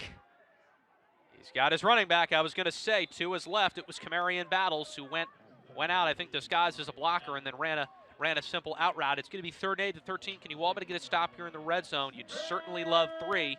As was the story here this first half, a couple big penalties. You had a pass interference early on. You had targeting there. UAlbany's penalties have been at crucial spots, despite it only being, there's 2 penalties. 3 total in this game. Their 2 penalties have been big. 1 targeting that results in ejection, 1 that was on a 3rd and 10. Pass interference. 2 receivers to Indorf's left, 1 to his right. He's got Battles to his right as well in the backfield, the running back. He takes the snap. Some pressure by UAlbany. Gets rid of it. Looking, end zone. Incomplete. Trying to make a one-handed catch was Doss. And Keandre Harris was in coverage, number 16. Good job by him and Caden Williams, who is about as sure of a kicker as you will have in the CAA. We'll try to put on 3 more. That's a great job by UAlbany. Get a couple key stops after the penalty here. Pressure in Indorf's face. Finally, UAlbany's able to get a pass rush. Ball is just a little bit overthrown, and this will most likely be 3. Caden Williams hasn't missed on the road. Both of his misses this year in terms of field goals have come at home at Johnny Unitas Stadium. So see if he's able to put this through the southpaw. Yeah, lefty kicker. We got a little Sebastian Janikowski vibes here. Williams, snap is good, hold is good, kick up, good. 17-6, Towson extends their lead to 11 with 6:17 to go. In the second quarter, UAlbany will get the football when we come back here on Flow Sports.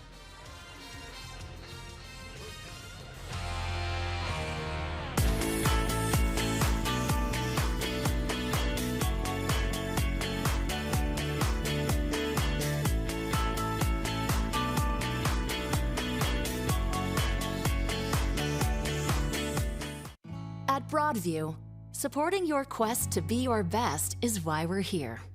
And it's personal. You already do your best to meet life's challenges. Try your best. You've got this. You see the best in others and lend a hand. Wherever you are on life's journey, helping you be your best is the reason we're here. Let's get started. Learn about becoming a Broadview member at broadviewfcu.com.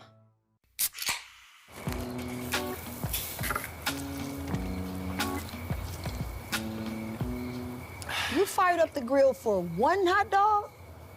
Seriously? Hot dogs, better with Pepsi. At the University at Albany, we see greatness in you.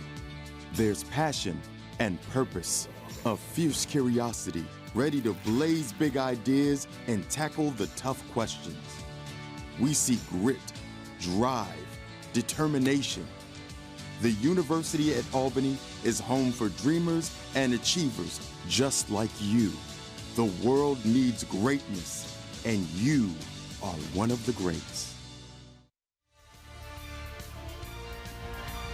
Michael Johnson Jr., Matt Kearns here with you. Towson up 17-6 on UAlbany with 6:17 to go in the second quarter. Senior day earlier. There's Owen Lawson walking over with his parents, of course. That was 24 seniors honored for senior day. Always a special day for the coaches and the players here. A big graduating class for UAlbany, and give a lot of credit to all the seniors on this team that have stuck through a lot of the obstacles that have come up, and obviously trying to will their team to a win, and to be able to do that, I think UAlbany, you've got to be able to score before halftime, MJ. 6:17 left to go in this second quarter. You're down by 2 possessions. This offense has really not been able to find a groove since that first drive that only lasted 1 play with the big shot to LaSalle Rose Jr. So we'll see what Coach Ambrose has drawn up. Had some time to be able to meet with the offense there after the targeting penalty that kept the Towson drive alive. So you hope they're able to take advantage of that and come out here swinging. It's a little pooch kick almost for Williams, and it will be received and just running immediately out of bounds for UAlbany is Jeremiah Pruitt, the linebacker special teams as well. Yeah, make no mistake about it, Matt. This is a must score for UAlbany. You need points. Either get it back to a 1-possession game with a field goal, or ideally you're in the end zone and you don't have to go for 2. That's the thing either. You can just take your 7 if you of course make the extra point. But 6:15 to go. They'll start on their own 23-yard line. It was a good-looking drive until the turnover. And no Jojo Uga. I wonder if Jared Ambrose is sitting him for a bit. It's Alex Reg who's in the backfield. 1 receiver to the right and to the left. Tight ends in as extra blockers. Shields under in a shotgun formation will take the snap. Play action to Reg. He is in trouble. Is Shields. No choice but to throw it to the sideline, incomplete for a second down. Yeah, that's not the way you want to start this drive. A great blitz there from Towson, be able to get some pressure, because UAlbany has really wanted to throw the ball on first down, and they've had some success, but that time, I mean, it's a good job by Shields to not put it in harm's way, but now it's 2nd and 10. Now you've only got 2 plays to get the first down here, so you got to make this a 3rd and manageable. Try to get at least 5 yards here, whether it's a run or pass of some sort. What's the got a clock issue? I was going to say they're looking at something. Yeah, I think they were changing the down there on the scoreboard here, but they got that all set, so we should be good to go. Good catch, partner. 6:09, you're right. 2nd and 10 at the 23. Need to get some yardage here. You don't want 3rd and long, pin in your own territory. Towson is, and Pete Shannick told us, they're good at creating sacks, and he's got a very young defensive line that can put pressure on the quarterback at a high level. It will be a give to Reg, and it's going to be a 3rd and long. He only gets about 1, maybe 2 with under 6 to go. You're looking at about a 3rd and 8 here. It's a pivotal play. Yeah, and right now UAlbany is 0 for 2 on 3rd down today, and they have not done good all season long. Right now at about 27.7%, which is dead last in the CAA. So you got to put your offense in a position to score some points, and putting them in 3rd and long, getting yourself in 3rd and long does not help. 2 receivers to Shields left. Sabros Jr. to his right. Alex Reg in the backfield. 3rd down at 8 at the 25-yard line. UAlbany trailing by 11 after scoring the game's first points with an opening play touchdown. Shields back to throw. Pressure. He can't evade it. Well done, disguised linebacker blitz. And getting home is Branson Peters, the linebacker number 6 with a statement sack. Towson going to get this football back with plenty of time. This is what happens when you get yourself in 3rd and long. You're forced to throw the ball, and you got to give your receivers time to get to the sticks. And this time, Towson does a great job of drawing up that linebacker blitz, praying that they're going to get home, and they're able to with Peters. Great job there. He's got 5, now make it 6 TFLs coming into this week. High snap. Punt. Lawson's got to be careful. He just got that away. Fair caught in UAlbany territory by Dunmore at about the 49.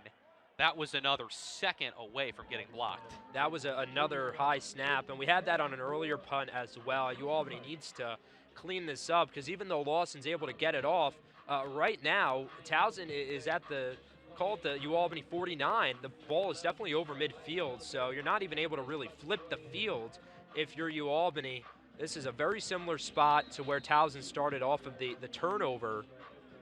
That was that fumble from Jojo Uga, so they are very happy with this. Their offense will take a half field to work with any day. Yeah. And with the way that Indorf has looked, I mean, he looks sharp. comfortable, Yeah. sharp, putting the ball on the money. You see why he doesn't make many mistakes and only has 3 picks on the year. That's pretty evident, right? He's 7 of 12 for 94 yards is Indorf. He sends his man in motion to the near side left. Indorf drops back to throw again, all day to throw, and he's just going to check it down to Wooten. Why not? He's open and picks up 9, just short of a first down on that play. Chris Gales with another tackle for the Danes. that's another play, MJ, where the secondary for UAlbany does a great job. You see Indorf keeps his eyes downfield, doesn't find anything, so he dumps it off. But the problem is, as you said, he's got all day to throw. UAlbany cannot get a pass rush. Now with Macklin out, that's going to make things worse. Yeah, Macklin out is a big one here. Is Indorf near sideline too easy? First down. Yeah, far sideline rather on the right to John Dunmore. I want to say that's his second catch. Dunmore had a catch for 4 yards in this game, and UAlbany's done a good job covering it, but they're too much. And Irv Wiggins Jr. is just playing. If you're playing 3-5 yards off, I mean, Indorf's going to pick you apart. And that was the key, too, is how UAlbany's secondary will hold up. Uh-oh, I was going to say Dunmore got away in the line of scrimmage, and a pass interference as Wiggins got beaten, didn't turn his head. Saw that one coming from the snap there, partner, as Dunmore beat him right off the line. And it's just going to be a 15-yard penalty here. Another costly one for the Danes early. You know, if Irv Wiggins gets his head around, this is an interception. I think it hits him right in the back. And this ball is underthrown from Indorf. If you're able to just get your head around, I mean, it's right in the breadbasket. Defense. It is. If you're a defender, and instead, because he doesn't get his head around, that's the second time today that a UAlbany defensive back hasn't gotten their head around to locate the football. No, it's Wiggins who gets beat. You have to turn. Kamara's and it there hits too. him right in the back. That would have does. been an interception. It's what you call, if you're an official, pass interference 101. I mean, if the guy doesn't look, makes contact with the receiver, the ball hits him, it's an obvious call. So now you got a first down and 10 at the 16-yard line of UAlbany. Yeah, Indorf is lucky to get that back because that was not a well-thrown ball. One of the few he's missed. Another red zone trip for the Tigers. Looking end zone is Indorf. It is a touchdown. There is a penalty marker down. John Dunmore is currently the recipient of the touchdown. Looks like a defensive holding. I was saw going to from one say of the officials. It's got to be holding or pass interference, I would think, on UAlbany. Here's the Holding. official call. Defense number 3. Penalties declined. McWeeky. The result of the play is a touchdown. Touchdown, Dunmore, his 6th of the year. He's been outstanding. And a couple big catches on that drive. Obviously, the touchdown, the biggest of them all. Towson with a chance to extend their lead to 18 points with still, Matt, 3:45 to go in this football game. And they get the ball to start the second half as well. So they've got a chance to essentially almost triple up here if they get the ball back with some time. Both teams have all 3 timeouts as we get a whistle here. This plays under further review. They're going to look at it. I think they're going to make sure he got a foot in bounds. It was that back judge of the end zone that called it a touchdown. He had the best angle out of anyone here. Yes. So if he thought he got his foot in, or did he run out of bounds before? Yeah, that's another one, too. Yep. Deshaun Dotson, by the way, Matt, confirmation from Taylor. Yeah, number 90. He's wearing number 11. So another number adjustment for UAlbany. But yeah, this one would love to see another look here because it was a tricky play. There was a lot of contact in the back of the end zone. And Dunmore's a physical guy too, but if he stepped out, that's one. Or did he get just the one? It's not NFL, right? He just needs that 1 foot down. He's got the size advantage against Igwiki there, who's covering him. Igwiki at about 5'9", and Dunmore at about 6'2". Here's a good angle out of here. Catch, and I think that's definitely going to be a touchdown. Unless he stepped out before, I believe that foot is in. Yeah, catch, good angle. It's in. Boom. Just needs the one. Yep, and he knew it too. Dunmore pointed. He's like, I got it. I scored it. Come on. Yep. And the NFL, that's incomplete. But college, you get the 1 foot down. Yep. Looked like he had control there. That was too easy. You saw Indorf just kind of rolling to his right, cool as can be, and you see him directing traffic. Dunmore, such a smart player, the grad student out of Fort Lauderdale, understands that he's got to work back to his quarterback. He originally had a route that was kind of taking him to the left. He gets his head back to his quarterback, breaks back right, and just gives him an opening. And obviously Indorf and Dunmore have built such great chemistry that is a pitch and catch as easy as can be for them. After review, the ruling on the field is upheld. Touchdown. Yep, not quite a Indiana-Penn State touchdown, Matt, at the back of the end zone that they made. But, you know, sort of similar with a 1 foot down at the back of the end zone. Dunmore and Towson and head coach Pete Shinnick will certainly take it. It's a nice play. Yeah, hopefully we wish the game could be a little bit more like that Penn State Indiana game with how much of a barn burner that was. But thriller. Still a ton of game left to be played. But Towson is hitting on all cylinders right now offensively. They've gotten some turnovers defensively. The penalties, though, I mean, the turnover and the penalties have been the 2 biggest things. It's only right. But for the penalties, too, and you're right about that, too. There haven't been that many. There's only been 3, but they're killer. Exactly. 3 killer the 2 pass penalties. interferences and the the roughing the passer. And those are just, those types of penalties are ones that really just flip the field for an offense and for your defense. It puts them right up against the end zone, and you're really forced to hunker down. However, I give credit to this defense before the touchdown. They did a great job of forcing the field goal after that roughing the passer call, but this time another short field off the bad punt. Indorf drives the field, and it's a easy touchdown there. So again, Coach Ambrose spoke to us earlier this week and last week and talked about playing complementary football, taking advantage of turnovers, helping out his defense and his offense, and they're doing the complete opposite, right? Special teams this time puts you in a really bad spot defensively with the bad punt. Then Towson's able to just easily drive the field with no pass rush from UAlbany. And then offensively, you have the turnover there from Jojo Uga, which is just a backbreaker. So there's really nothing right now that is kind of helping this UAlbany team stay glued. They really need something here offensively to take into the locker room, to take into halftime, give your defense some motivation, because you don't want to put them back on the field in this first half knowing Towson gets the ball to start the third quarter. It's well said, because after a punt return or kickoff return to start the game, a 50-yard touchdown, UAlbany has not been able to do much in this game, and it's been all Towson. So give the credit where credit's due to Pete Shinnick. Caleb Williams has got a strong leg. You see why UAlbany can let it go in the end zone. This is a big 345. UAlbany needs to find a way to get into the end zone with, like you said, Towson getting the ball to start the second half and an 18-point lead here.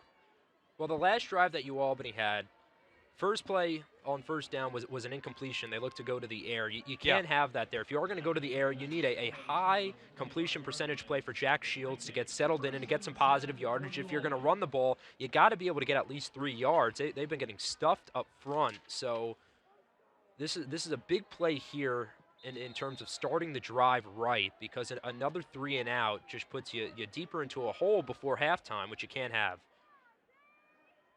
Shields under center.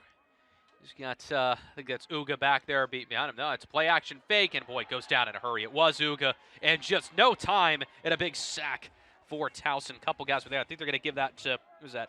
Jamez Drummer was in there, and I think Zion Copeland, number 90, might have been the guy that wrapped him up, too. The big fella.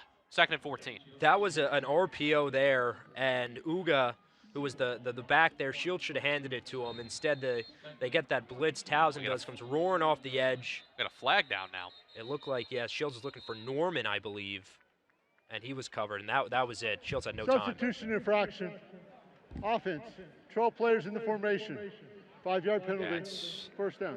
It's just, you know, sometimes the penalties go from bad to worse, and right there, that's one you just can't have. So now 2nd and 14, the offensive line, this defensive line for Towson, what Pete Shinnick tell us during the week, Matt, they can put pressure on the quarterback. He's got young, fearless, ferocious guys. Look at this, he's lining up, look like he's only going to rush 3, but he's got like 4 linebackers in, then they creep forward. Yeah, watch Alfred Thomas here, because he can come. Branson Peters had a sack on the last one, number 6, the last drive. Groves in motion. And that's where Shields is looking deep down the field. Groves incomplete. It was caught. That would have been a potential big play, but thrown too far to the sideline. It's going to bring up 3rd down and 19. Well, a great job here from Shields, giving his freshman a chance. Just leads him a little too far out of bounds. But when you go from 1st and 10 to then 2nd and 14, then 2nd and 19 now, you got to take a big shot, and you see it right there. So now it's going to be 3rd and 19. So this drive started about as bad as it could have for UAlbany. I promise there's still so much time left. You're not taking any time off the clock either. And Towson has 3 timeouts. Carter Moses was in motion. There's a penalty marker down, just dropping it off for Uga, who does get a nice gain. He got about 16. Would leave him 3 yards short, but there's a penalty marker that was down almost in the direction of Carter Moses when he was in motion. Interesting to see what the call is here. Yeah, I think you might be right, partner. It does look like possibly an illegal shift, illegal motion. Illegal motion. Offense. Number 84. Yeah, they got Moses. 5-yard penalty. 3rd down. And now it's 3rd and 24, and there's not much more you can say. This drive is quickly becoming a disaster, and Jared Ambrose would probably say that too. An honest guy who we obviously like and respect a lot, but doesn't mince his words. And we are going to talk to him coming up at about 2:50 to get his thoughts before he heads into the locker room.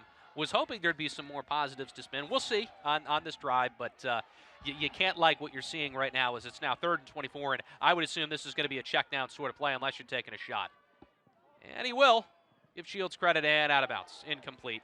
It was intended for Kylan Austin, and it was out of bounds. And this is not where you want to punt if you're UAlbany. You might as well put Shields out there and just let him bomb it and see if Towson comes up with a pick to help flip the field, because punting has really been a struggle here for UAlbany. Especially here, my friend.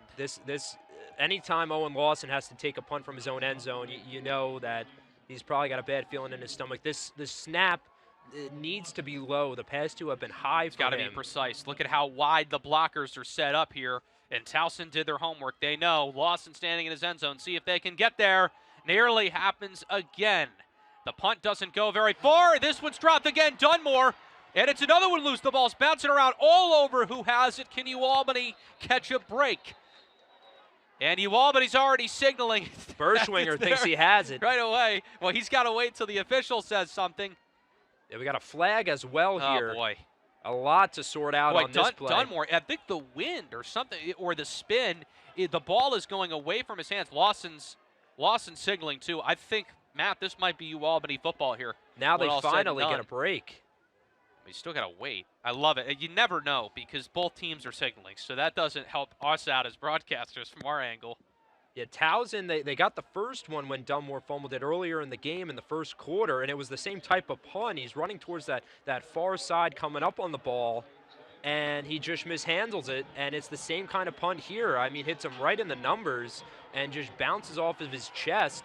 Ball's free. Here's a look at it. How do they still not know who has the ball? Oh, it's still loose. Look at that. Body's flying over it. Oh, it looks like a Towson player may have gotten on top of it. It is tough to see from that angle. That ball was pinballing around, bouncing. It was hard to see who officially lands on it. Towson is coming up with the football. What in the world just happened there?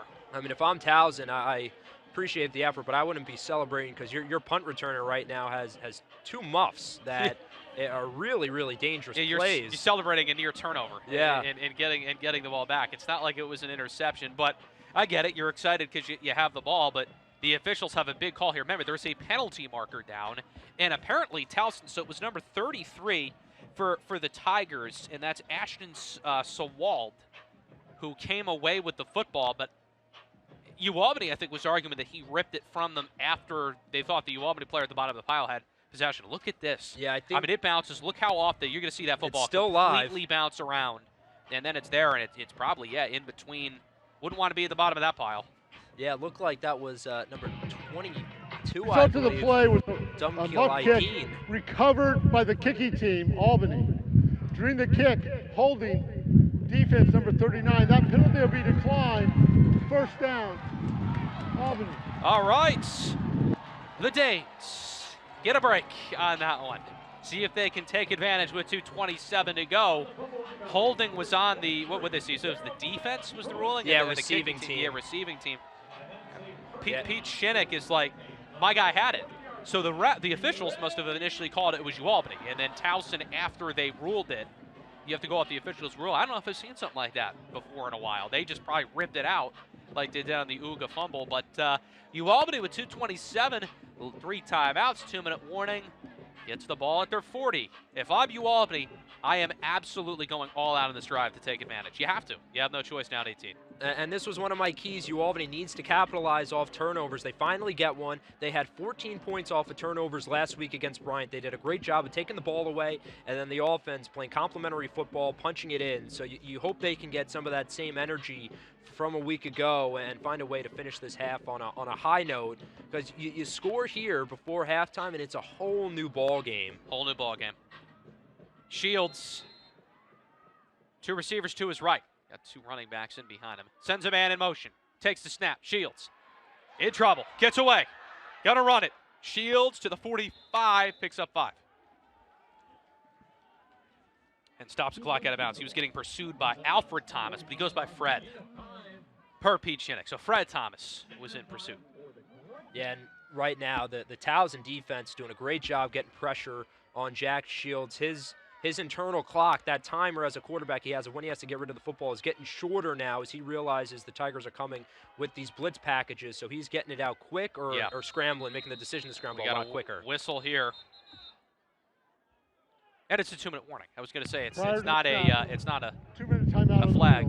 24-6, Towson leads, but UAlbany with the ball at the 45-yard line. See what they can do. 2-minute warning, 24-6, Towson leads. Well, final 2 minutes of the first half next on Flow Sports.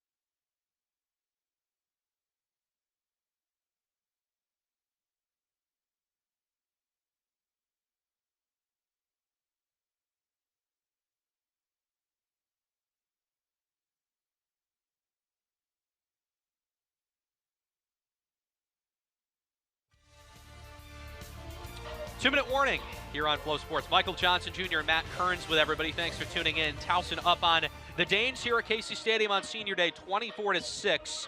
And Broadview Federal Credit Union, the official financial institution of the Great Danes, also the Bone and Joint Center, orthopedic excellence and exceptional care. And don't forget about Reimer. And every time UAlbany is in there, the Reimer Red Zone. Homes in the Capital Region rely on the Rhino. For your heating, cooling, or plumbing issues, call Reimer Home Services at 518-509-HORN or visit callreimer.com today. Second down and 5 at the 45-yard line. Jack Shields in trouble again. Will run again. He has loads of daylight. Shields inside, past the 20, to the 15, to the 10, down to the 4. The ball comes out. The ball comes out. Did it go out of bounds, or is it? And it's Towson football at the 1-yard line. Oh, my God. It is Towson football at the 1-yard line. Matt, all I'm going to say is you can't make it up. This was an unbelievable hustle play. I want to see who was tracking him down. Jamez Drummer, our guy Carter Sloaner, Jonathan Fry all over it. I believe we saw number 32 in there late. Let's get another look, but I don't even have words. A great job here from Shields, making something with his legs, but oh my gosh, number 32. Wait a minute. Is his knee down? They're going to take another look. His knees might be down, and Jared Ambrose is going to want to look. I don't think that's a fumble. Yeah, the problem was Shields had no idea that Drummer was coming behind him. This is a great play by number 32. That is Drummer that was there. Unbelievable hustle. You can't possibly, after a play like that. Yeah, that was, you saw him hustling 20, 30 yards down the field to make a play there, but I think you're right. I think Shields' knee was down on that second look we had. So they're at the 1-yard line, if that's the case. Was the official waiting to...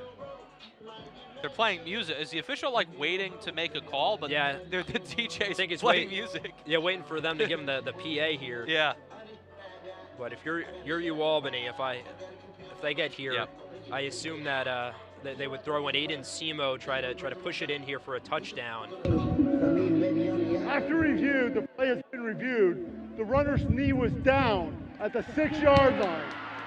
It'll be first and goal, the 6-yard line, Albany. A little collective exhale from everybody on the UAlbany coaching staff. Wow.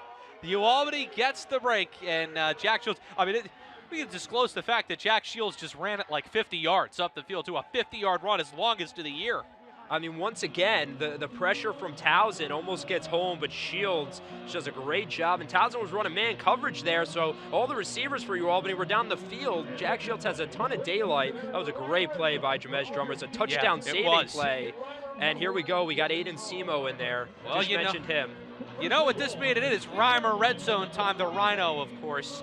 First and goal at the 6. First trip all game for UAlbany in the red zone. Simo hands it off. And Koch stopped after a gain of 1. It'll be a second down and goal. See if either side's going to use timeouts here, Matt. Right now the clock is moving. Simo's going to stay out. Nope, they're going to have Shields come in. It looked like Simo was going to stay out there. But for UAlbany, I agree. Run this clock down here. You don't want to give Towson a chance, especially with them having all 3 timeouts to possibly drive the field. Yeah. So with you being at the 6-yard line, I agree. Bleed some clock here before running a play.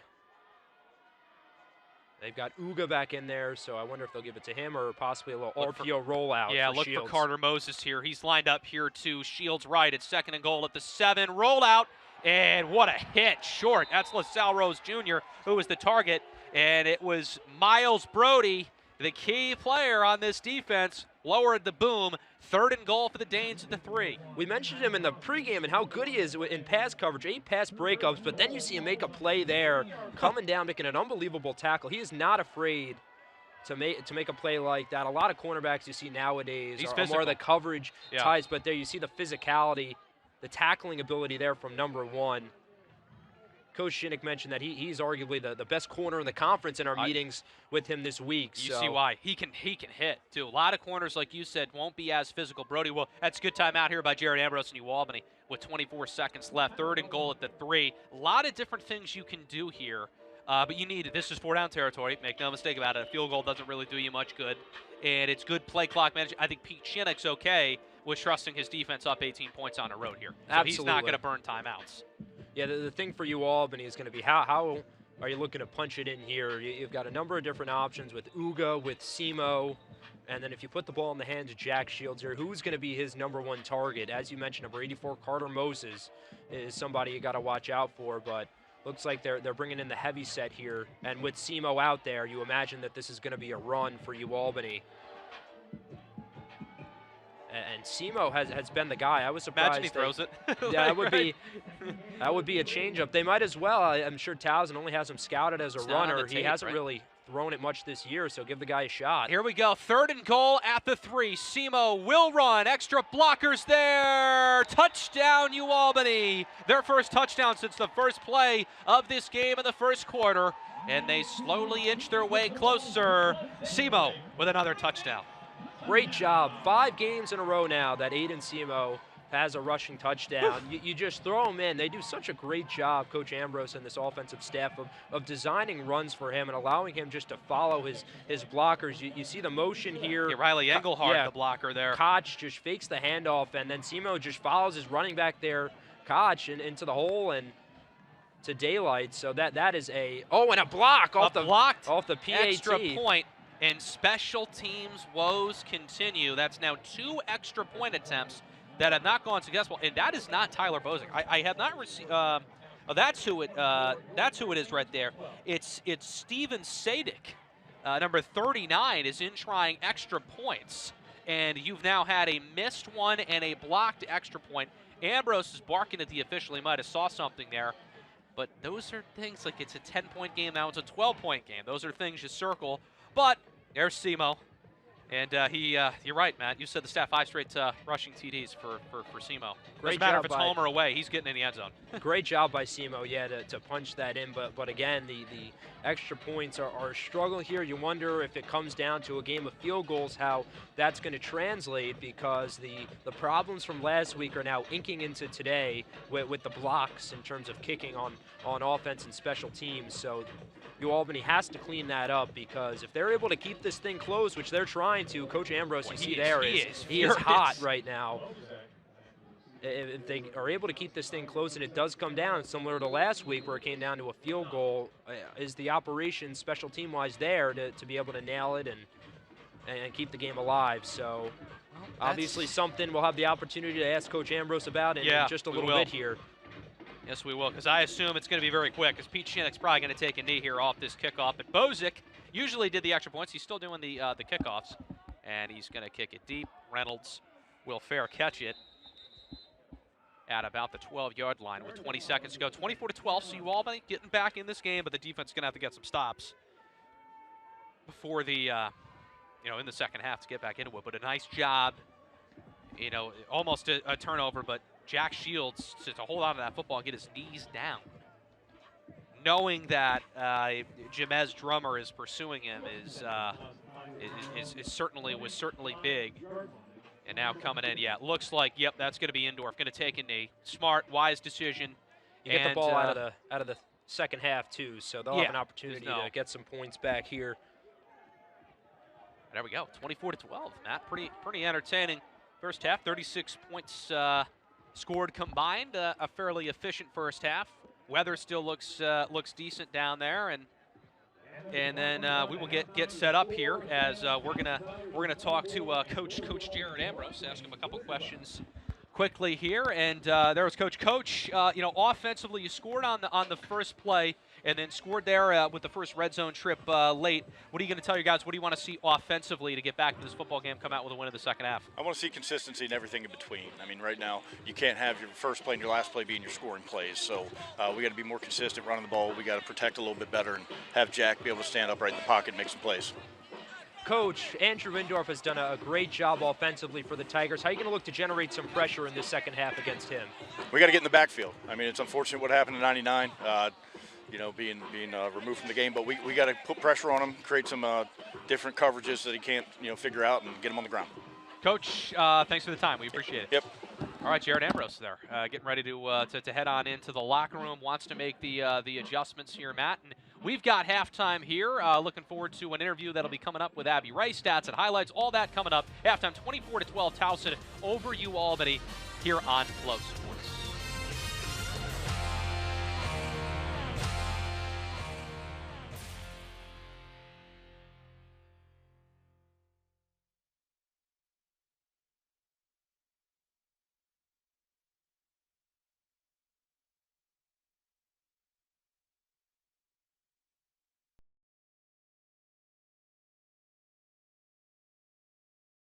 We are at Black Pond up here in the Adirondacks. Today what we were doing is collecting a short core that would capture the interface between the water and the sediment. And we will use that core to reconstruct chlorophyll concentrations. The idea is that we can put modern day changes that we're seeing into a context of sort of what the system is naturally like. It gives us a window into the past. It's like a history book.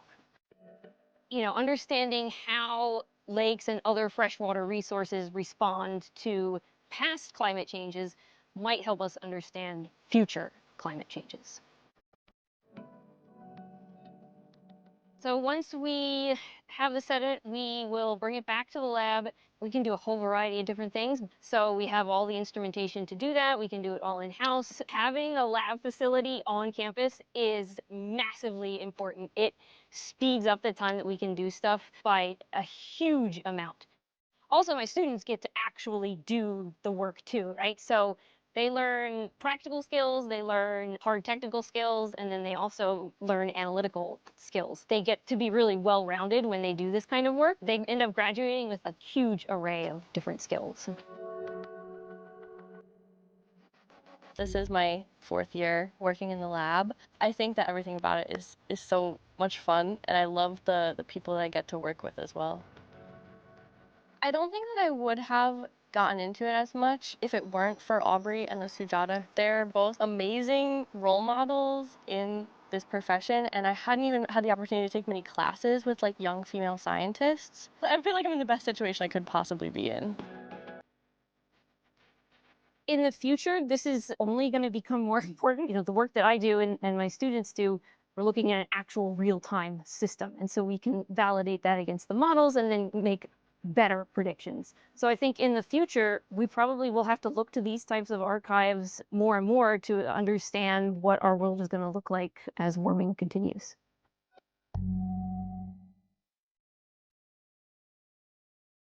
Everything is enclosed in this building to get you from the beginning of your injury through your proposed surgery or your treatment to your recovery and back on the field.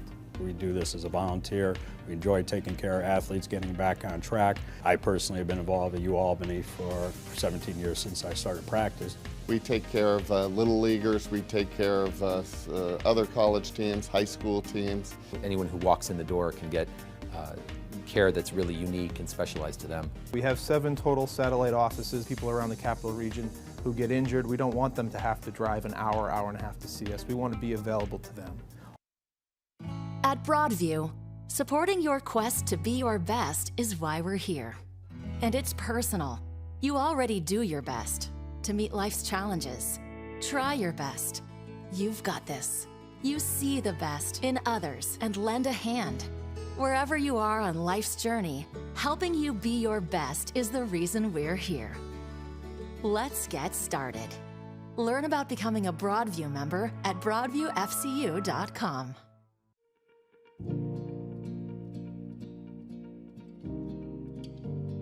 For 50 years, investors have relied on our in-depth investment research, focus on quality stocks, and personalized service by people who truly care. Because nothing is more important to us than the people we serve, and that will never change. Fenimore Asset Management, changing times, unchanging principles.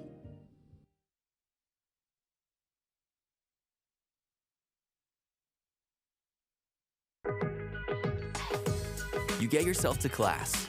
You show up for meetings, at home and at work. Your flex is making time for yourself and your community, no matter what. Soon, CDTA will introduce its biggest flex yet, with added mobility options that let you bike, scoot, and share. Wherever you go, however you choose to get there, you can count on CDTA. We're here to keep you safe and the region moving forward.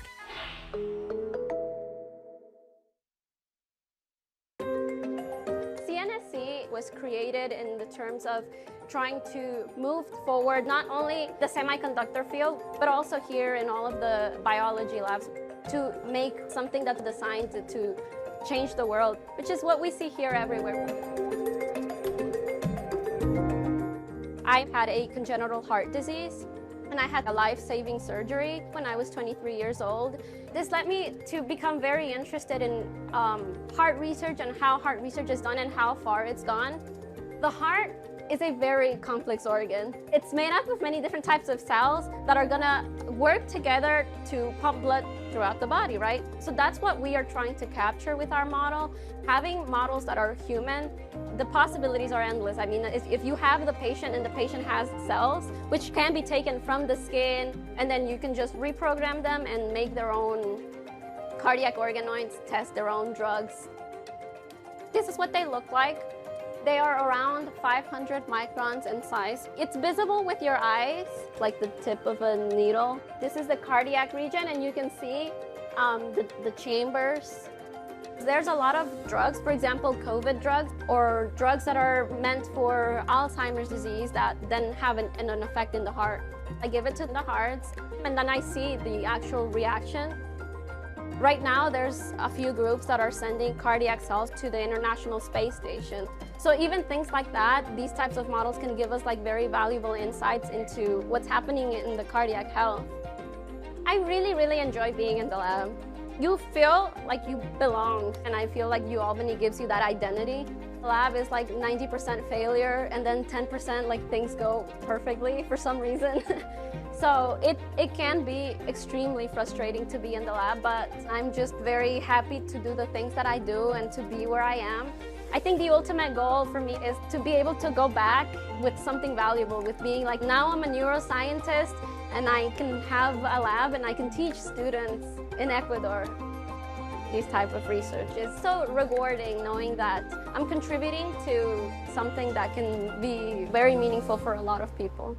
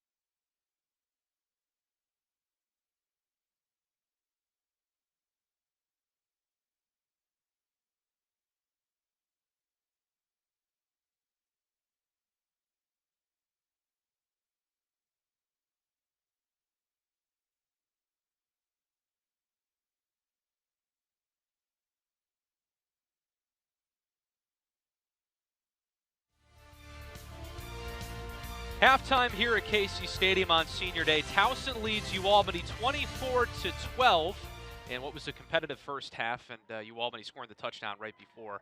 We'll get to some first half highlights and stats in just a bit, but joining me here in the booth is Abby Ray, who is a recent graduate of the UAlbany women's basketball team and program, now doing some color commentary alongside Rich Becker for UAlbany women's basketball. Abby, thanks for a few minutes. How's the experience been so far transitioning from being a player to now being in the booth as a color commentator? Yeah, it's really different. I would say being on this side of the whole aspect of just, like the administration and everything, it's been really different, but a good switch up, I'd say. Yeah, and have you been able to interview Colleen Mullen yet? Is that a dynamic? Are you looking forward to that opportunity when it comes as your former coach? I'm definitely looking forward to that. It's weird talking to her before games and just knowing what she's thinking on like a different side, but I'm really hoping that they let me talk to her. They should. What's it been like so far, your experience working alongside Rich Becker for some of these games? He's great. I've always said how talented he is. He knows everything off rip, and I think that's something that I've really been just admiring him for, and he's teaching me a lot, so that's good. Yeah, that is. He's a veteran, great guy to work with too. So the Albany Cup is coming up on Wednesday. You were a player for the Albany Cup, obviously a local product from Syracuse here, or Saratoga here too. What's it like preparing for that game as a player, Abby? I think every year it's a game we look forward to. The energy is just unmatched. It's kind of just a packed house every time, and I think we look forward to it. We know what we have to do, and I got to play in all 4 of those games. 3 out of 4 we won, so I think we're just looking for another win this year, kind of getting it back on our home court. Your final message to any fans that are maybe on the fence about purchasing tickets to the Albany Cup, why should they go to that game? You gotta come. It's a can't miss game. It's a packed house. Energy is unmatched, and I think we're gonna get one back this year. Abby, thanks so much for the time. Really appreciate it. Yeah. No Abby Ray, former graduate of UAlbany and player for UAlbany women's basketball, now doing color commentary alongside Rich Becker. We're at halftime. First half highlights and stats next as Towson leads UAlbany 24-12 on Flo Sports.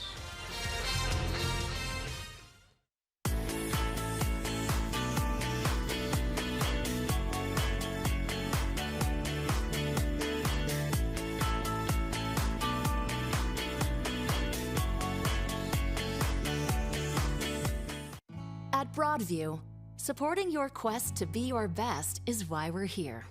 And it's personal. You already do your best to meet life's challenges. Try your best. You've got this. You see the best in others and lend a hand. Wherever you are on life's journey, helping you be your best is the reason we're here. Let's get started. Learn about becoming a Broadview member at broadviewfcu.com.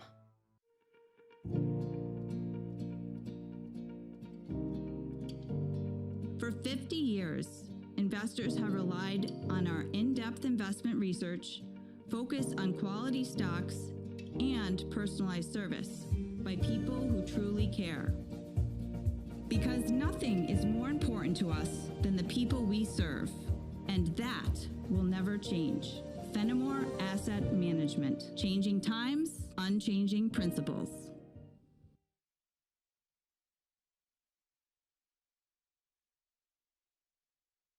Everything is enclosed in this building to get you from the beginning of your injury through your proposed surgery or your treatment to your recovery and back on the field. We do this as a volunteer. We enjoy taking care of athletes getting back on track. I personally have been involved at UAlbany for 17 years since I started practice. We take care of little leaguers, we take care of other college teams, high school teams. Anyone who walks in the door can get care that's really unique and specialized to them. We have 7 total satellite offices, people around the capital region who get injured. We don't want them to have to drive an hour, hour and a half to see us. We want to be available to them. Black Bear Nation, let's ride. Go Tigers. We are Hampton U. You know. As one. Fly Hawks. Top the rock, baby. At Geek Prod. Roll Hawks, baby. Phoenix Rising. 3 more feet. Go Tribe. Go Dogs. One team, one heart. Halftime at Casey Stadium. It is senior day. Towson leads the Great Danes of UAlbany 24-12. Thank you to Abby Ray. Nice conversation with her a few minutes ago. But now joining me back in the booth, of course, is my partner, Matt Kearns. Matt, it was entertaining first half. You heard Jared Ambrose wants to see more consistency out of his offense. See if we'll see that out of the gate here in the second half for his offensive group. They really haven't been able to establish the ground game very well, and the times they have passed, Shields has been under a ton of pressure, so they really need to get things going there in terms of being able to give him a cushion to be able to rely on JoJo Uga, and obviously Koch, the running back. Those are going to be the two guys you'll look to in this second half offensively. Yeah, and you're going to have to get stops on defense, and they're going to start out trying to stop Towson as the Tigers will get the ball to start the second half. But let's take a look at some of these first half highlights, Matt. It all started, what a start to the game. Tavari Groves brings it out to midfield, and then what happens? A touchdown one play later for Jack Shields on this throw. Yeah, we haven't seen this type of explosiveness from UAlbany all season long, but great job with the special teams playing complementary football with the offense. 2 plays, including the kickoff, and they're in the end zone. And Jack Shields here taking another look. He was under pressure a lot in this game. There's another completion. That was earlier to Jordan Ray. But you said it, not a lot of ground game. And let's talk about ground game. Towson has been able to establish theirs in this game. No, both of these offenses have struggled all year in terms of running the football. There you have one of the 2 muffs from Towson that UAlbany didn't recover that time. This was the big run from Shields where he coughs it up but was down, and this was the touchdown to end it. A great way for UAlbany to cap off that first half. They missed the extra point, or I should say it was blocked, and then here is another great run. This was, I think, the first touchdown from Kamari in Battles. Yep. So it has been, it was getting a little lopsided there in the later part of that first half, but once UAlbany was able to capitalize off the second muff, this is a whole new ball game here. It has been a whole new ball game. Indorf has hurt him with his legs and hurt him with his arm. Then being the UAlbany defense, of course. He's a confident freshman, and Caden Williams just flat out doesn't miss. He hasn't missed an extra point, made that field goal. Indorf, that was the touchdown. So Dunmore, he does have 2 muffs, but he does have a touchdown catch in this game, too. What sticks out here based on the first half stats here, Matt? I think both teams being under 100 yards rushing, both are going to be looking to improve on that, and the penalties have been huge against UAlbany. Got to be able to clean that up. Time of possession about even, so this should be a fun second half here at Tom & Mary Casey Stadium. Buckle up. It's senior day, the final home game here at Casey Stadium, and my partner Matt Kearns and I will have the second half call coming up after this. Towson leads UAlbany 24-12 right here on Flow Sports.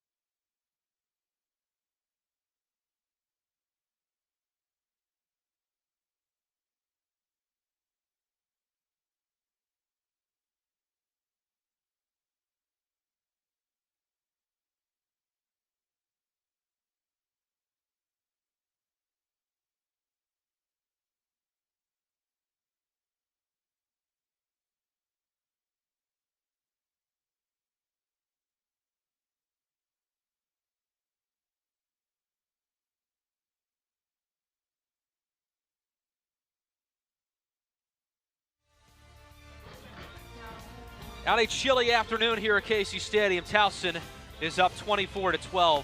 I said chilly because thanks to my partner Matt Kearns, I've upgraded to using his gloves because I forgot mine. So that's what teammates do. Matt, you look around the CAA conference. Monmouth is who UAlbany's going to see next week, who's ranked number 12 in the CAA. What do you make of some of these scores early on? A lot of lopsided games. Yeah, that Monmouth game, they had a bad loss against New Hampshire last week, so yeah. They are coming in hungry. But as you said, a lot of these games are pretty lopsided. You see that UNH Bryant game, Bryant only putting up 14 points, a team that UAlbany just played. So obviously there's a fight between teams like Monmouth, New Hampshire. Obviously you look at Rhode Island, who's been ranked. They're dominating on Maine. Stony Brook's had a very good year, as has Villanova. That's a big game right there, Stony Brook, Villanova. So make sure to tune into that one as well if you can. But there is a lot of eyeing to see who will be the top 2 teams in this conference, but I assume, MJ, we'll get at least 3 bids to the tournament this year, you'd think, to the FCS playoffs. Yeah, Monmouth, Villanova, and of course certainly up the top at Rhode Island too, who's just putting a beating on Maine early. Sun coming out though a little bit here, which is always nice to see. About 43 degrees wind chill. It's about 39. And yeah, again, you heard it in the halftime conversation with Abby Ray. Albany Cup, November 19th. That's a big one. Siena winning last year. This one will be at the Broadview Center. And then for the men, they head down to the MVP Arena for their matchup on Friday, the 21st, coming up in 6 days. Nothing like a little Capital Region rivalry, right? Should be a fun one. I'll be on the call on Wednesday with Rich Becker, so very, very excited for both the women and the men. Should be electric awesome. in the MVP Arena on Friday. Have you worked with Rich yet? I have. Did a little sideline reporting during one of the women's games last week. So Total pro. And obviously we got a couple really good basketball teams, both the men and the women in the America East have a ton of talent. So should be a fun winter season for us here. But you mentioned the cold, and you see the flags here across from us are starting to wave a little bit. The wind has picked up from that first half into the second half here. We'll see how that affects each of these kickers. Kickoff by Tyler Bosick. And fair catching at the 6-yard line is number 14 for Towson, Lucas Londono. And that is how we will begin at the 25-yard line. Towson will start with the football with a 12-point lead, 24-12. Michael Johnson Jr., Matt Kearns here with everybody on Flow Sports if you're just tuning in. And there's the birthday boy. So we found out, Jack Shields, it is his birthday. Our apologies for waiting until the second half to let everybody know. Happy birthday, Jack Shields. He's hoping his defense can get a stop and he gets the football back. Yeah, that'd be the best present of all, is a win here today on senior day, on your birthday. Love to see it there from number 3, hoping that they can get the offense together here in the second half. But starts on defense here as Indorf, 10 of 15, 1 touchdown, no picks. He's been almost perfect. They got to find a way to slow this kid down. In motion is Londono, Andrew Indorf, and is it an illegal motion or a false start? I'm not sure what happened. Or is it a clock issue? Because I don't see a penalty marker down, but the ref stopped play. Yeah, waiting for an explanation here. I thought I saw a flag on the far end, but Maybe. I think my eyes are deceiving me. Some of the Towson players, they got the yellow cleats on, and The sun's out now, too. Prior to the play clock expiring, timeout, Towson. 30-second timeout. Also, must have been a flag out for delay of game, but Coach Shinnick just gets the timeout in. That's a veteran timeout if I've ever seen one. Not the way you want to start your second half if you're Towson already burned in one timeout. You don't know if you're going to need that timeout down the stretch. If UAlbany somehow comes back here and grabs a lead, timeouts are crucial. Yeah, timeouts are crucial when to use them. Very odd, because you think at least the first 4 or 5 plays of a drive coming out of whatever half, whether it's the start of the game or the third quarter, are typically scripted plays. So the quarterback and the whole offense have an idea of how they're going to start the drive. To see off the first play of the second half to get almost a delay of game seems like some type of maybe miscommunication with the young quarterback, but you don't typically see that here. So forced to burn a timeout, but still 1st and 10, so you got to take advantage of it here on this drive. Snap, first down, Indorf, he's going to run, and doesn't slide, but picks up 9. Nice gain on the first down run by the freshman. Yeah, had a little designed RPO bootleg there where Indorf rolls to his right, was looking for the big tight end. I believe that was Butler in the flat. Didn't have him, does a little fake, gets up the field, and he has done some nice things with his legs up to this point. So look for him not only, as we mentioned, as a passer, he is so efficient, but as a rusher, 5 rushes, 29 yards. Second down and 2. They're going to mark him down at the 33-yard line. One receiver to Indorf's right near side, one far side left. Play action fake. Gets a little pressure from his near side, gets rid of it, and that's Butler, the big fella who posed as a blocker, going to pick up another 8 yards and a first down. Nice job by Butler, and the tackle by the local product, Troy Berschwinger, wearing number 57. Well, finally, Indorf is starting to feel a little bit of heat there. It looked like that was Dodson who was getting in his face there, the freshman out of Woodland, Pennsylvania. Some of this defensive line for UAlbany, as thin as they are there, needs to come alive, specifically number 0, Bolinsama Kamara. We need to see him get involved. He had a big strip sack against Bryant last week. Yeah, they need to get him going. And in motion, the pass on the outside is a big game. It's Doss on the outside. He's in UAlbany territory to the UAlbany 40 or 39-yard line, and it's a nice pickup of about 15, 16 yards. Actually, correction, that's about a gain of 25 for Doss. They were at their own 40. My mistake on that one. It's 1st and 10 at the UAlbany 40. A little no-huddle offense, 3 receivers, and you can watch out for a wide receiver screen here on the near side right of the sideline. Instead, it's a handoff to Wooten. He barrels his way forward for about a gain of 6. So bring up 2nd down and 4. That's a really nice run there from Towson. And then on that previous play, getting Dawson space. He, as we mentioned, is their deep threat. He's got explosive speed. And then you take a look at number 0, John Dunmore, who's more of their hands type of. He's a reliable catcher, has big size at 6'2". But Doss right now is had a bit of the hot hand. So look for number 2 to get involved more in the offense in this second half. 2 receivers, near side right, one far side left. Little man in motion is Doss. Indorf, back to throw. Looking far sideline, knocked down. That's a good job by Irv Wiggins Jr., who has been the victim of not 1 but 2 pass interference penalties in this game. That time he turns his head, makes a nice play. I was going to say, look at what happens when you get your head around to the football. You can get a hand on it, possibly make a play on it. Here Wiggins tracks it the whole time and has the opportunity. Would have been a tough play to make a pick there, but when you get your head around, and obviously a couple of those go routes from Indorf have been underthrown. That's the second one we saw. The first one was a PI because Wiggins never got his head around, but on the previous one in the first half, had Wiggins got his head around, may have been a pick. Right, you're right about that. Good things happen when you turn your head around. It's a 3rd and 5 for Towson. And under pressure, it's Gales getting home. How about it, Chris Gales? Very well done. It's number 28. He takes a bow, a little celebration. Balansama Kamara was in pursuit as well. 12-20 left. UAlbany going to get it back to the birthday boy under center. That's a huge play. Great play from Chris Gales. He is one of the true vets on this defense because he has played at all 3 levels. Due to the injuries that UAlbany has had, they've moved around from safety to linebacker. He's even played on the D-line in some games. This time they got him at linebacker here in this game. Does a great job on the delayed blitz. See some extracurriculars there. This late season conference matchup is getting a little chippy here, but that is a great play by this UAlbany defense. And then Kamara, we just mentioned him earlier. He's got to get himself into this game. He does there. But that is exactly what UAlbany need. A great time to dial up a blitz there on 3rd down. It looked like Indorf had no idea it was coming. There's a penalty marker down and a booming punt. Groves catches it to the 5-yard line.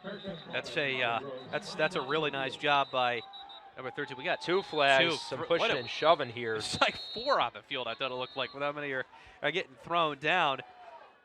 And yeah. it was that was a nice punt by Owen Shaling with the punt on that one. What is the call here? Yeah, there was a couple little scrums occurring. Some, as we mentioned, chippiness on the last play into this play. If you are UAlbany, you cannot afford a 15-yard penalty of any sort. If you're Towson, same thing. If you're up by 12 points, there's no reason to have a selfish penalty up in a game that you've been very competitive in. Your offense has done a great job in that first half, right? You unfortunately are forced to punt here. Yeah, Bryce LaFollette my mistake, was the big punt. Yeah, and I believe that was his second punt, at least the second one he had inside the 20. Both of them have landed inside the 20. He's been a monster for Towson this year. Officials taking their time here, man. Yeah, Virginia Tech transfer, but yeah, this is three flags. There were at least a couple scrums. I didn't see any big pushing or shoving, so you wonder if it was something that one of the players said or some of the players said that rubbed the official the wrong way, and they're throw the flag. But if you're UAlbany, that is unacceptable, and it will go against Towson. You're gonna get a false.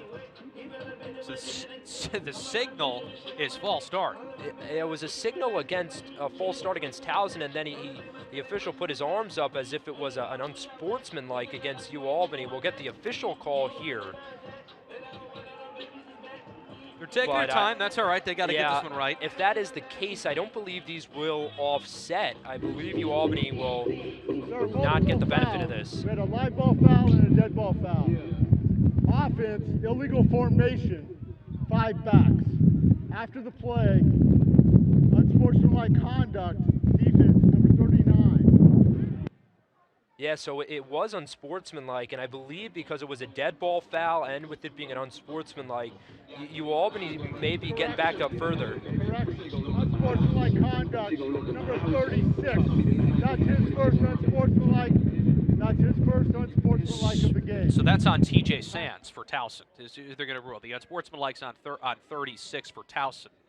Correct? Or am I missing something here? Yeah, now they're moving the ball up a little bit. Now they're going back. I'm trying to. The 5-yard illegal formation foul at the end of the kick. And then we'll go back half the distance to the goal for the unsportsmanlike conduct foul. It'll be first down and 10. So Albany. It was against UAlbany. They may have just had the wrong number there. I think the numbers, unless it's a number mix-up there, because 36 is Ethan Blackburn, who's a kicker. I wouldn't think, and that Taylor O'Connor's name updates, and he's as accurate as ever. I didn't see a 36. So the 5 yards is enforced, but then that's on UAlbany, so it negates it, so they're offsetting. So you're back at the 5-yard line. Essentially all right, so all that for for the same result. So either way, UAlbany is backed up well into their end zone here at their own 5. So, all right. Reset. It's 11:48 to go in the third quarter, and UAlbany starts first down and 10 at their own 5-yard line. Jack Shields standing at basically his own end zone. The ball's a low snap, and it almost goes out behind the back of the end zone. It's a safety. It is a safety for Towson, and just a mistake that can't happen, Matt. It's 26-12. The low snap by Max Sepulveda, the center, and he's looking back up like what just happened. He's got his hands on his helmet. Yeah, that was a worm burner of a snap there from Sepulveda. I mean, he just puts it right into the ground. Shields calls for it, and I mean, he just puts it 5-hole on Shields basically, like right on the ground, almost between his legs. I really don't know what happened there with Sepulveda. I don't know if he didn't have a good grip on the ball or what. You see Coach Ambrose talking to him there, but you cannot have that. I mean, of all places on the field to have that happen, that is now, what, their 4th safety of the year? 4th safety? Well, it's their 4th safety this month. I'd have to go back and think about before. I like that interaction right there from Jared Ambrose, and here's why. There's some coaches that could be hot all over their center. Max Sepulveda has been one of the healthy guys. He's played every game this year, almost every snap. Jared Ambrose brings him in. He says, you know what, it's all right. We make mistakes. It's only 2 points. If our defense can get a stop, we're back in it.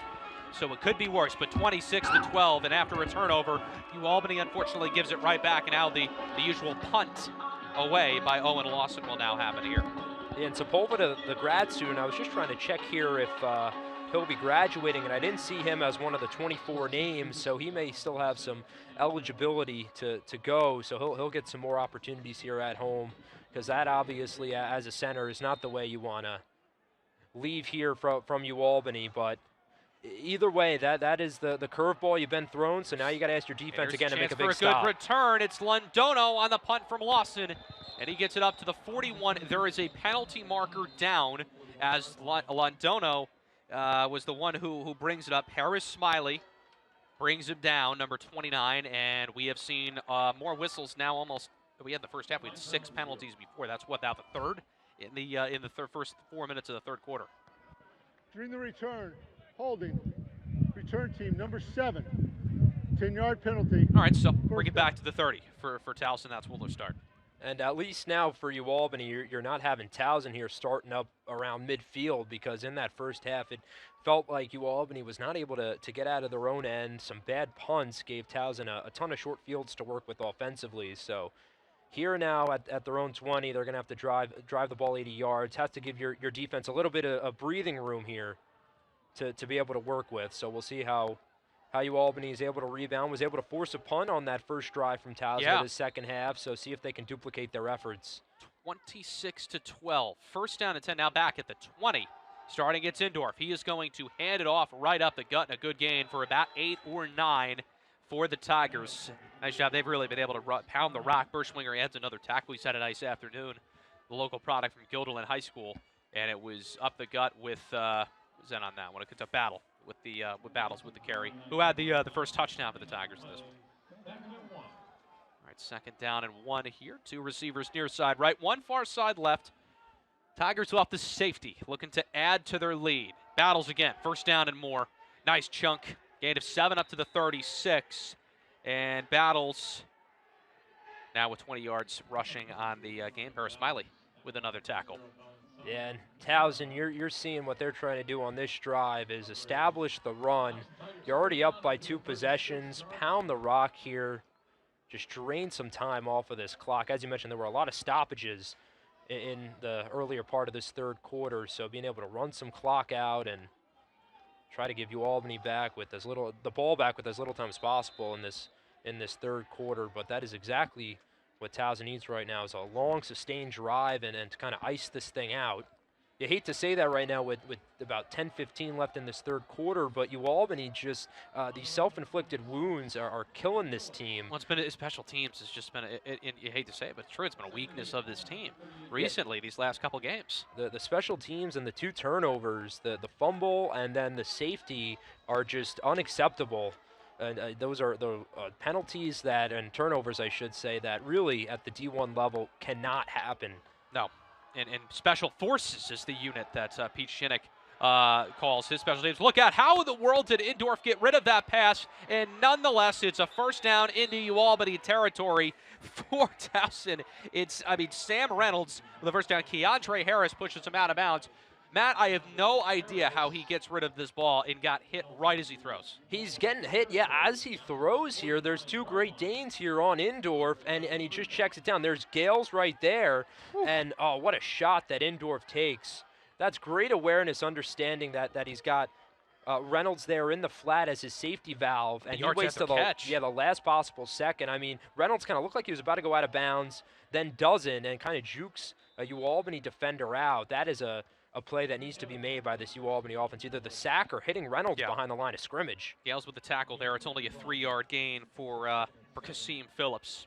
He gets 3 yards, but 9 minutes to go in the third. Yeah, Pete Shinnick, no real sense of urgency, no need. You're up 2 touchdowns. He's going to methodically move the ball down the field. Yeah, this UAlbany defense has been out on the field for a lot of that second quarter, and now this third quarter has turned into a long drive here. Really just taking the life out of this team. This is a great job by Towson. Yeah, they've had the ball for over 20 minutes on offense all day to throw. Indorf finds an open man. Well, he was open but dropped. And it was a good opportunity for Zay Perkins. That was a good strike for about 25 yards. This cold weather, so be it for it being his first cold weather game for Indorf. He's 12 for 18 for 155 yards in that TD. Throws a great spiral. That's where you want it. Again, that's 2 drops, not on Indorf. He has not made 1 real bad throw yet today. That's on his receiver, Perkins, but it helps UAlbany. It's a 3rd and 7 to the 46. This is right around the area. Chris Gales had the sack on the last drive. Huge play with 8:31 to go. See if Billy Nessel brings some pressure here. Chris Gales is a guy you've got to circle if you're Towson and this offense. Number 28, look at him right now. He's showing that he's going to come after him, and he is. Indorf, here comes the pressure. Steps up, looking long, has a man, incomplete. He was looking for Cleveland Charlton, and that pass just out of his outstretched arms reach. 4th and 7, and let's see if the offense stays. No, they're going to punt it. This is another 3rd down blitz from UAlbany that gets home, because you see the spiral there. It's a little bit of a wobbler from Indorf. I don't think he was able to get as much power into that throw as he typically would without guys in his face there. So it's going to force a punt. Another great stop from this Great Danes defense now. You simply need to just get something going offensively and hold on to the football. But as you mentioned, once again, that's a play there that the receiver can make. Indorf has been throwing some nice balls here. And what happened again? Bryce LaFollette, punt. UAlbany again has the ball inside their 10-yard line. Hoping for better, but the defense looks good so far. 26-12, 8:19 to go in the third on Flow Sports.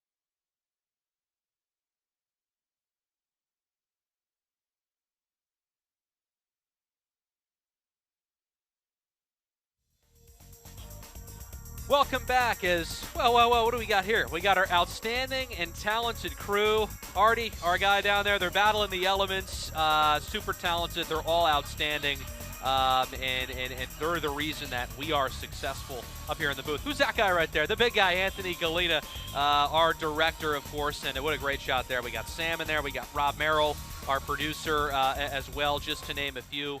Anthony's wife and his son are help him out day to day with work as well. And Anthony and I have been attached to the hip. We started about 4 years ago or so, so we've gotten close. It's an outstanding crew. Thank you guys for all that you do for all UAlbany sports here throughout the season. Back underway in this one as UAlbany started first and 10 at their own 6-yard line. Looks like it was just about a gain of 2.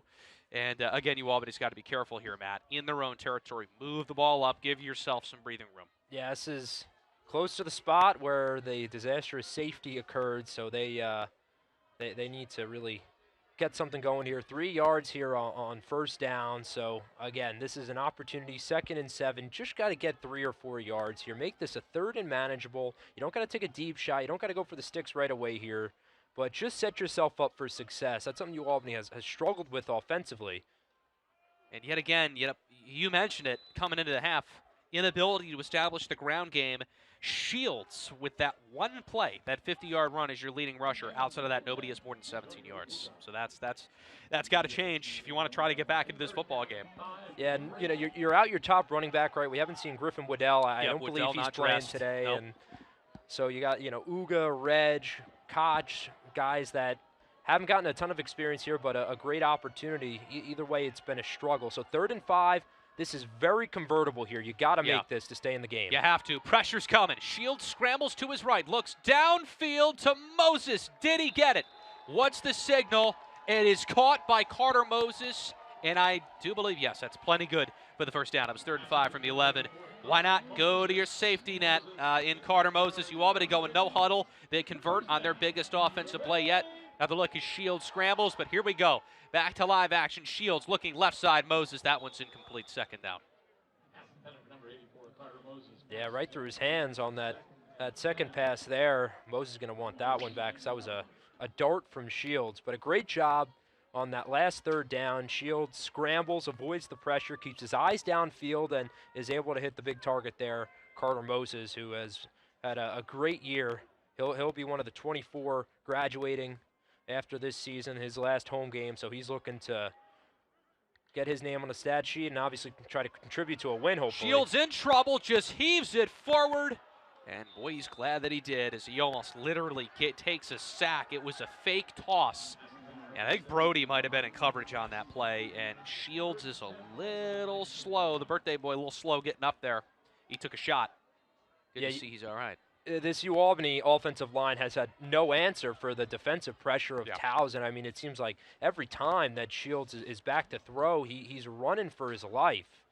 And between the bad snap from his center and the pressure that Towson's been able to get, I feel bad there for number 3, but he's done a great job trying to keep himself composed. But another 3rd and long, no positive yardage on 1st or 2nd down. 3rd and 10 at the 19-yard line. 3 receivers to Shields' left, 1 to his right. That's where he's looking. Barron, it goes off of his hands through them, and Mahar was there too, as well as defensive back for Towson, number 2, Caden White.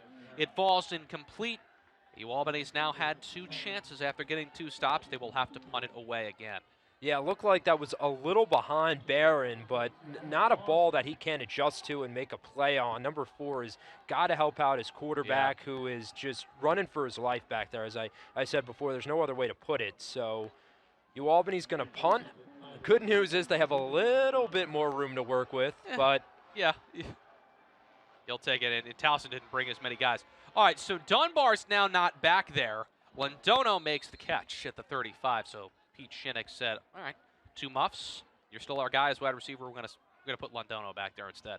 Yeah, Londono, their slot receiver, he's got explosive speed as well. He will sometimes function as their primary punt returner. So with Dunmore struggling, there's not much of a step back with number 14. This receiver core has so much talent, and obviously not only on the offensive side of the ball, but on special teams as well. So here comes Towson once again, and this UAlbany defense has found a couple answers, but there's been no complimentary football in this game. The offense has given the ball back twice, and Towson will look to have a long, sustained drive here to hopefully put this thing on ice. Any points scored on this drive feels like a really tough task for UAlbany to come back from. The defenses look good as Towson starts 1st and 10 at their own 35. Pass over the middle to Charlton. He gets it up to about the 43. It'll be a gain of 8 and a nice chunk on just a simple underneath route to Charlton, who had a drop and almost caught the ball. Not a drop, but he almost caught the ball on the 3rd down last time that resulted in a Towson punt for Bryce LaFollette. LaFollette and Lawson have been busy here. Never, no offense to your punters, never a good sign when your punters are getting out there quite often. It means your offense isn't executing. Coaches will tell you that too. Allie Wooten, the back, is now motioned, and Bryce Butler is the tight end. He's sent out to the right. Hand off to Wooten, and that's excellent pursuit by the Danes, and that's 93, Abdul Oshalake. And he has not gotten a ton of playing minutes this year, but a nice play by number 93. Sets up now with 3rd and 6. Yeah, with the injuries and the ejection of Macklin, Kylan Macklin, he is going to be getting a lot more minutes. Oshalake, the Arkansas Pine Bluff transfer. Great job there. UAlbany had issues on a substitution. They were late. Pass on the sideline is incomplete. No flag. Wiggins was in coverage. And wow, I think that was it Wooten who was the intent? I couldn't see the number of where that was going. No, it wasn't Wooten, but I think that was Wiggins. Wiggins with the coverage, but I'm not sure who the receiver was for Towson. But anyway, again, LaFollette goes back out there to punt the football here for Towson. That's 3 stops of the defense. I think that was Dunmore again. That's been the matchup they've been looking at. Dunmore on Wiggins, and this time Wiggins again does a great job. What does he do? Gets his head around, locates the football, makes a nice play on it. Another 4th down. Towson's offense has been stagnant here in the second half. Got a flag on the play. LaFollette gets it away. Smart job leaving that. That thing got killed in the wind. Takes a UAlbany bounce forward. It'll be down at the 26, pending the flag and the penalty. Yeah, this is towards Towson's punting area. I think this may be against the Tigers, so UAlbany will have some nice field position, it looks like, to work with. Illegal formation. Kicking team, 5 backs. That penalty will be added on to the end of the return. 1st down. I think they've had that penalty twice now. That's twice in the second half, I think. Yeah, something that Towson needs to focus up on there. 26-12, 4:58 to go in the third. UAlbany has it when we come back, trailing by 2 touchdowns here on Flow Sports. Hi, everybody. I'm Roger Weiland. Join me along with Michael Johnson Jr. every Monday through Friday from 10 to 1 for Big Board Sports on 104.5 The Team. And make sure you start your day at 6 a.m. till 10 a.m. with DiPietro and Rothenberg right here on 104.5 The Team. Hey everybody, it's MJ here. Tune in every weekday from 3 to 4 p.m. for my own show, Open Mic. You can also catch New York Yankees baseball, Buffalo Bills football, NFL on Westwood One, UAlbany Sports and more on the Capital Region's home for New York sports, 104.5 The Team, ESPN Radio. You get yourself to class. You show up for meetings, at home and at work. Your flex is making time for yourself and your community, no matter what. Soon, CDTA will introduce its biggest flex yet, with added mobility options that let you bike, scoot, and share. Wherever you go, however you choose to get there, you can count on CDTA. We're here to keep you safe and the region moving forward.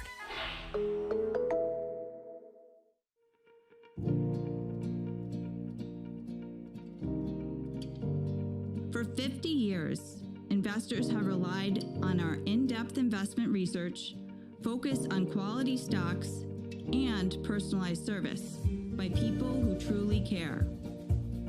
Because nothing is more important to us than the people we serve, and that will never change. Fenimore Asset Management. Changing times, unchanging principles.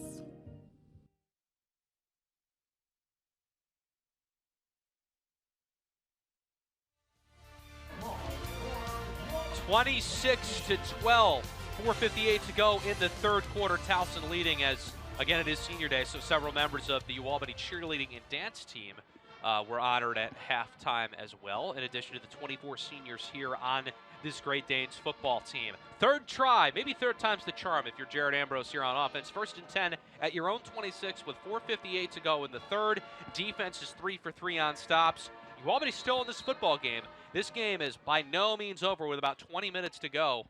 And let's see what happens. Jack Shields sends a man in motion. Now going back, it's Tavari Groves. He's taken off up the sideline. That's where he's looking for Groves. It's a trap, but it's an interception. Baited into it, and that's a heck of an interception. And I believe it looked like it was number 2. Is it Caden White that made the play? No, it is. It's number 12, Zaka Brown. Zaka Brown, thank you to Carter Sloan, Jonathan Fry, all over it. Zaka Brown with the pick, a turnover, and just like that, Towson gets it right back, Matt. Yeah, you see Shields on the design rollout. He had Stephen Mahar, his tight end, in the flat. I thought that's where he was going to go. Instead, he chucks the ball up there for Groves.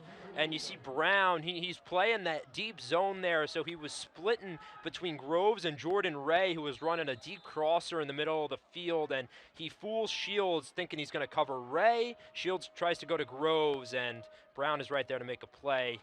Just can't happen. Another turnover. That's now 3 here for the Great Danes today. All right, Indorf drops back to pass. There's a penalty marker down, and he does complete it to Londono near around midfield. But, yeah, you know what? It's almost like they baited him into the throw, the coverage help. Yeah, penalty down on this one. But that interception's one he wants back because he saw the wheel route, but the safety help by Zaka Brown coming over for the interception. Let's see what the call is here. Personal foul, chop block. Offense, number 22, that's number 3. 15 yards. 15-yard penalty. That's a killer for Towson. Yet again, UAlbany will take it. First and 25 for the that will Tigers. Be. And Indorf gets lit up at the end of this play by Dylan Dunathan. There's a chop block and a big block hit. in the backfield. Yeah, Indorf, I think he may have gotten the wind knocked out of him because he was a little slow to get up there. And right now, UAlbany's defense is doing a great job of starting to get some pressure, especially on third down. They've dialed up some key blitzes that have gotten home or created some pressure in Indorf's face where he's not able to throw the ball the way he'd like to. And there, obviously, you get the penalty, which is something that Towson was very good at. They played a very clean first half, but the penalties are starting to mount on the Tigers here. They are. That's a killer one, too. Trying to get a chunk back, Wooten, and it's a tackle. And this could be UAlbany yet again off the turnover, can get it back. And if you keep Towson pinned back, you're looking at potential better field position. Troy Birchwinger with another tackle on that run. It's only a gain of 2 for Wooten. No doubt. It's been the offense today for UAlbany that has struggled. It doesn't seem like they've been able to find any type of rhythm, which was one of my keys. Last week, Jack Shields started the game off 6 for 6, and he looked very calm in the pocket. Looked like he knew where he wanted to go with the football, got it there on time, in stride to his receivers, and today it's been quite the opposite. The pressure from Towson has gotten to number 3, so they need to figure something out on the sideline here while their defense is on the field to give their offense a chance. Looks like we have a timeout on the field, I believe. Yeah, who called it is the question, right? It will be Towson. Yeah. Number 2, they've used 2 timeouts in the third quarter. I don't know if Pete Shinnick would be necessarily thrilled about that. It's been a sloppy second half offensively for both teams. I mean, both haven't really been able to get any type of momentum. Towson has gone 3 and out, as you said, back-to-back drives here in this third quarter. UAlbany, same thing. They had the turnover and the 2 turnovers, the safety and then the interception. So obviously both teams here are looking to try to get something going. And also both of these teams, as I mentioned before, the 2 worst rushing offenses in the conference. Towson 13 and UAlbany 14 in terms of yards per game, and neither one has been able to run the football particularly well in this game. Towson's done a little bit better than the Great Danes, so look to see if the Tigers will lean on their run game with number 4 Wooten and Battles, that great lineup they've got in the running back room. All right. After the timeout, Indorf takes the snap on 2nd and 23. He is in trouble, loses the football, picked up by Troy Berschwinger. UAlbany has it at the 6-yard line of Towson. Finally, the big turnover, and they get their break. Chris Gales made the play, and Andrew Indorf finally makes a freshman mistake in this game. Probably should have gone down. And just another great play from Chris Gales. You want to get a sense of what kind of player Chris Gales is. Watch this play right here. He never gives up. He is like a dog on the loose. He is just consistently. You see him towards the left end of your screen there. Indorf does a great job getting out of the first sack, and a great job by Gales. Watch how he makes the tackle, and he gets his hand on the football there. That's a great job by this UAlbany defensive staff of training their players. If you're going to make a hit on the quarterback, get your hands on the football, and there you see the benefits. Gales makes a play. They get the fumble recovery of Berschwinger, and now we're in the red zone here. Obviously, Reimer, as you get to go ahead, you're always going to look to heat up here. Yeah, absolutely. You got the Rhino. Reimer red zone. 1st and goal at the 6. A must score here with 3:41 to go off the turnover. Receiver in motion. I believe that's Caden Birdie. Good to see him out there. Into the end zone. Touchdown. Joe Uga. He knows all about scoring big touchdowns here. Their 1 win this season at home. He had the big one against Cornell. Adds another to his touchdown slate this year, UAlbany. This extra point is big, but pending an extra point, down 7 here. Yeah, we haven't called the Rhino that much, but they needed him because the UAlbany offense is starting to heat up here. They get the run right up the middle with Uga, and they get a great push from that offensive line. That initial surge just allows Uga to run right behind his blockers and into the end zone. That is the way that you want it to score, as the PAT is good, is be able to run the football and establish the ground game, even though that's just a 1-play drive, right? Be able to finish it on the ground gives your offensive line a ton of confidence, saying, hey, we can run the football on these guys. We got to establish it here with the 4th quarter looming. 26-19, and the extra point, they're 1 for 3 today, but Steven Sadek knocks it through the uprights. Down a touchdown with 3:36 to go, and a monster turnover. Berschwinger's leading the team in tackles, too, and gets that turnover on the fumble recovery. Chris Gales has been outstanding too, near the tops. He and Gales just in this game have been so good. Actually, it's my mistake. It's Gales who's leading in tackles this game, and he's the one who makes the play that leads to the fumble. Berschwinger in 3rd with overall tackles. I believe that is now 3 weeks in a row that Gales has had 10+ tackles. Had a huge game against Bryan, 10 tackles, a pass breakup. He's got 4 pass breakups, 2nd on the team. So it shows you just how versatile this guy is. They can rush him off the edge, use him at linebacker. He can cover anyone, a tight end, wide receiver, running back. He's just all over, and that's the type of player that Coach Ambrose loves, especially when you're so banged up on both sides of the football. He's someone you can just stick wherever, and he shines.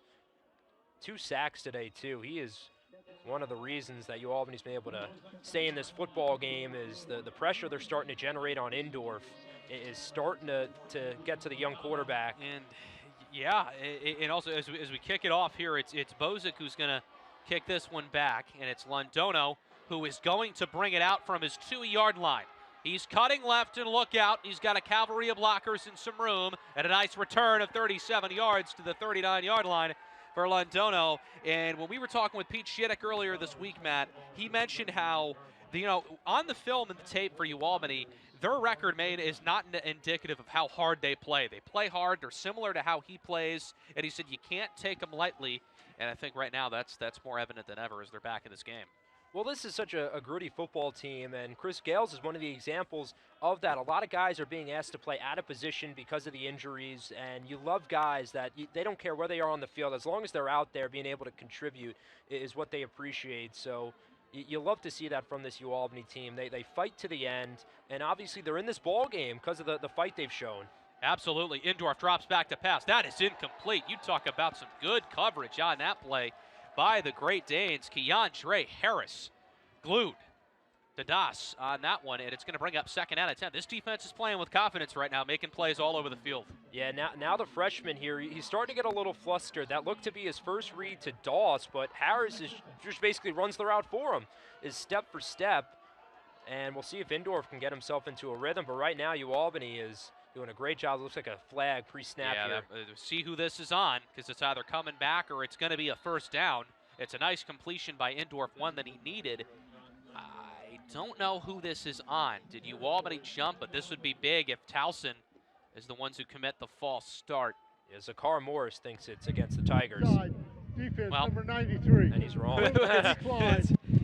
Zakar, like everybody, wants it on the Danes defense to be against Towson, but it's not. Abdul Oshalake with the penalty on that one. It's declined. Now you're in UAlbany territory. Towson looking to get back in rhythm. This is that part of the field where the UAlbany defense has made some plays here. Towson is yet to be in the red zone here in the third quarter of this second half with 3 minutes to go. Clock counting down. 2 receivers to Indorf's right, 1 to his left. Running back behind him. And that's what he does. He hands it off. It's to Woot. A nice gain of about 7. Good chunk. 2nd down and short coming up. Yeah, I think this may be the first time this quarter that Towson, that I can remember, has gotten over midfield. And now you see him starting to pound the rock here with their veteran running back, Al Wooten. Great gain on first down, 7 yards. And you can start to bleed this thing out to the fourth quarter. You were really hoping if you were UAlbany, you would be able to capitalize on your defense and the success they've had, get some points before the fourth. But it seems like right now Towson's going to run this thing out. And the ball is loose. And a near miscue.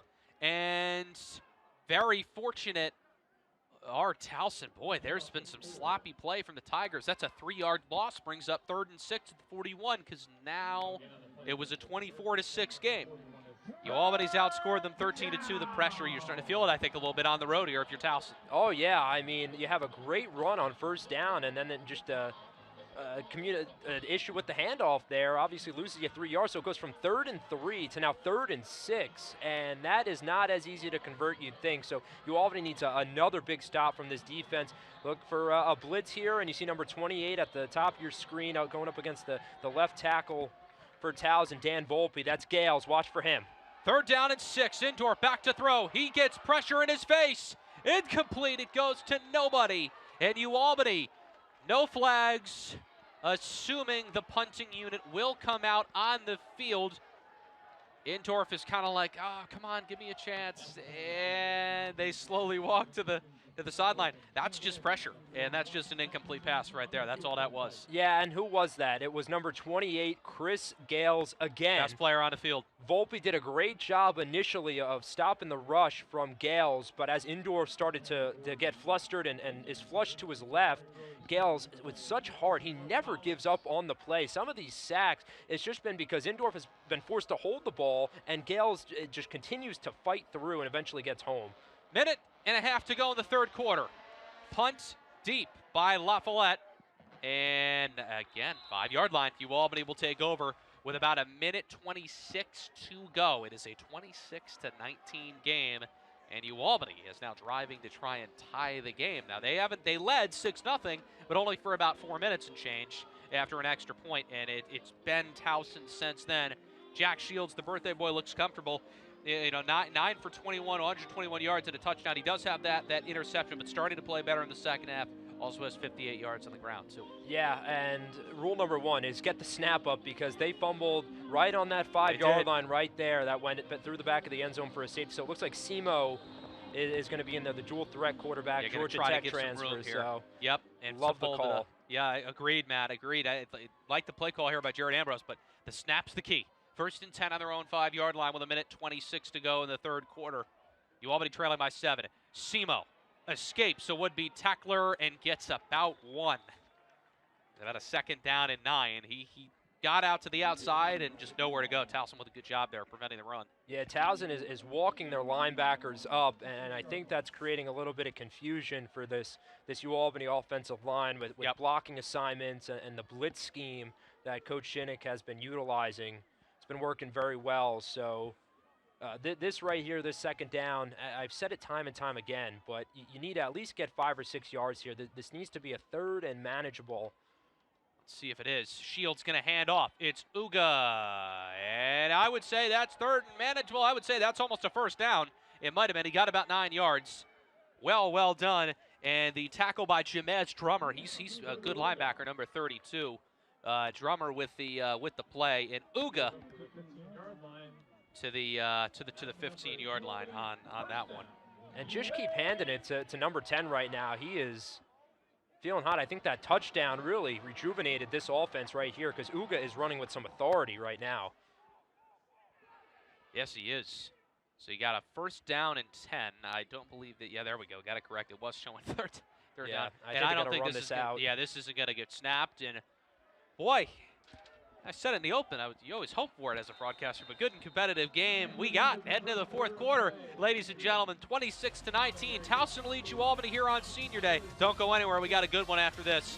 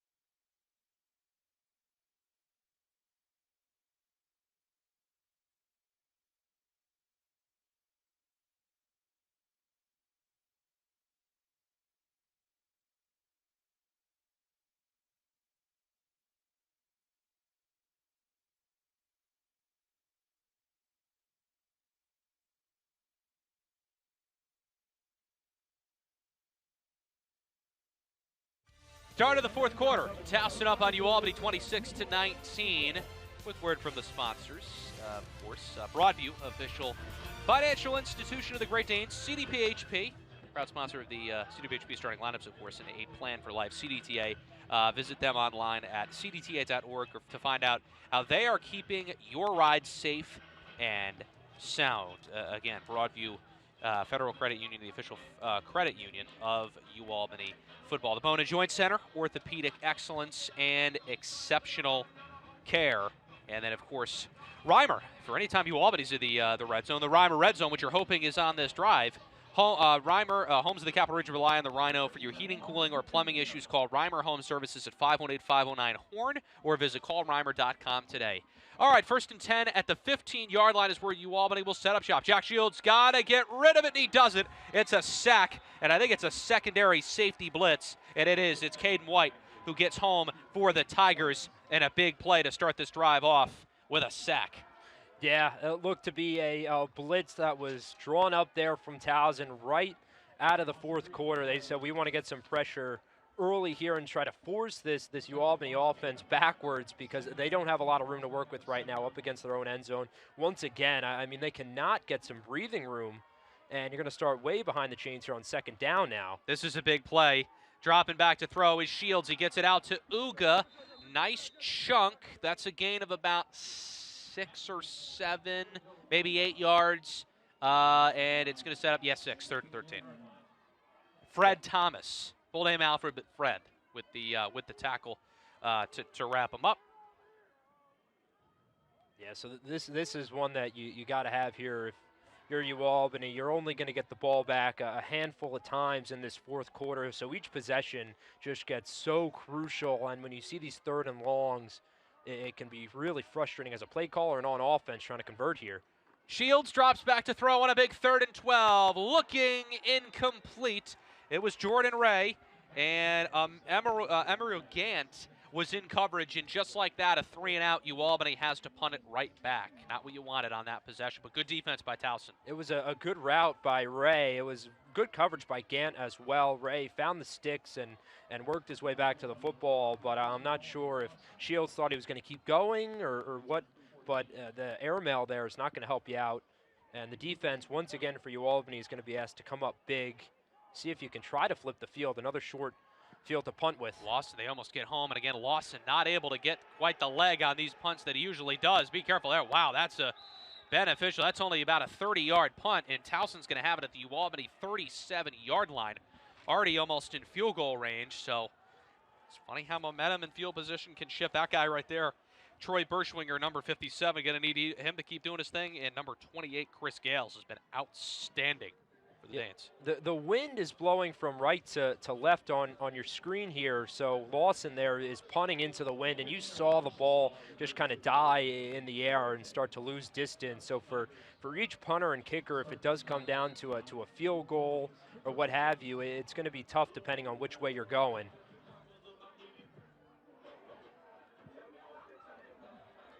All right, 1st down and 10 at the 36 of UAlbany for Towson. Indorf under center, and he's going to hand to Wooten. Up the gut, pushing, getting about 2. Before he was stood up by a cavalry of UAlbany tacklers. And Isaiah Boyd, number 55, was the first one to get there.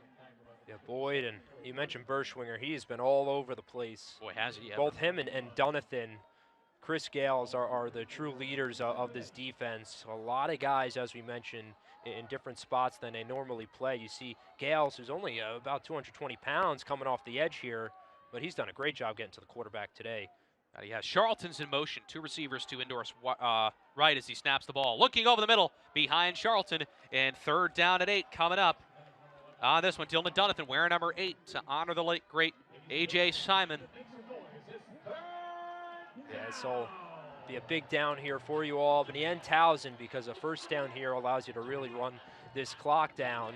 And the other thing, too, you got to take into consideration is field goal range. When we spoke to Coach Shinnick, he said that, hey, Williams will be good from 55, 56, and he will have the wind to help him out as well from that direction. So massive play. 3rd down and 8 at UAlbany's 34. Indorf has 3 receivers to his right, 1 near side left. He sends 1 in motion. That is Zay Perkins. Takes the snap.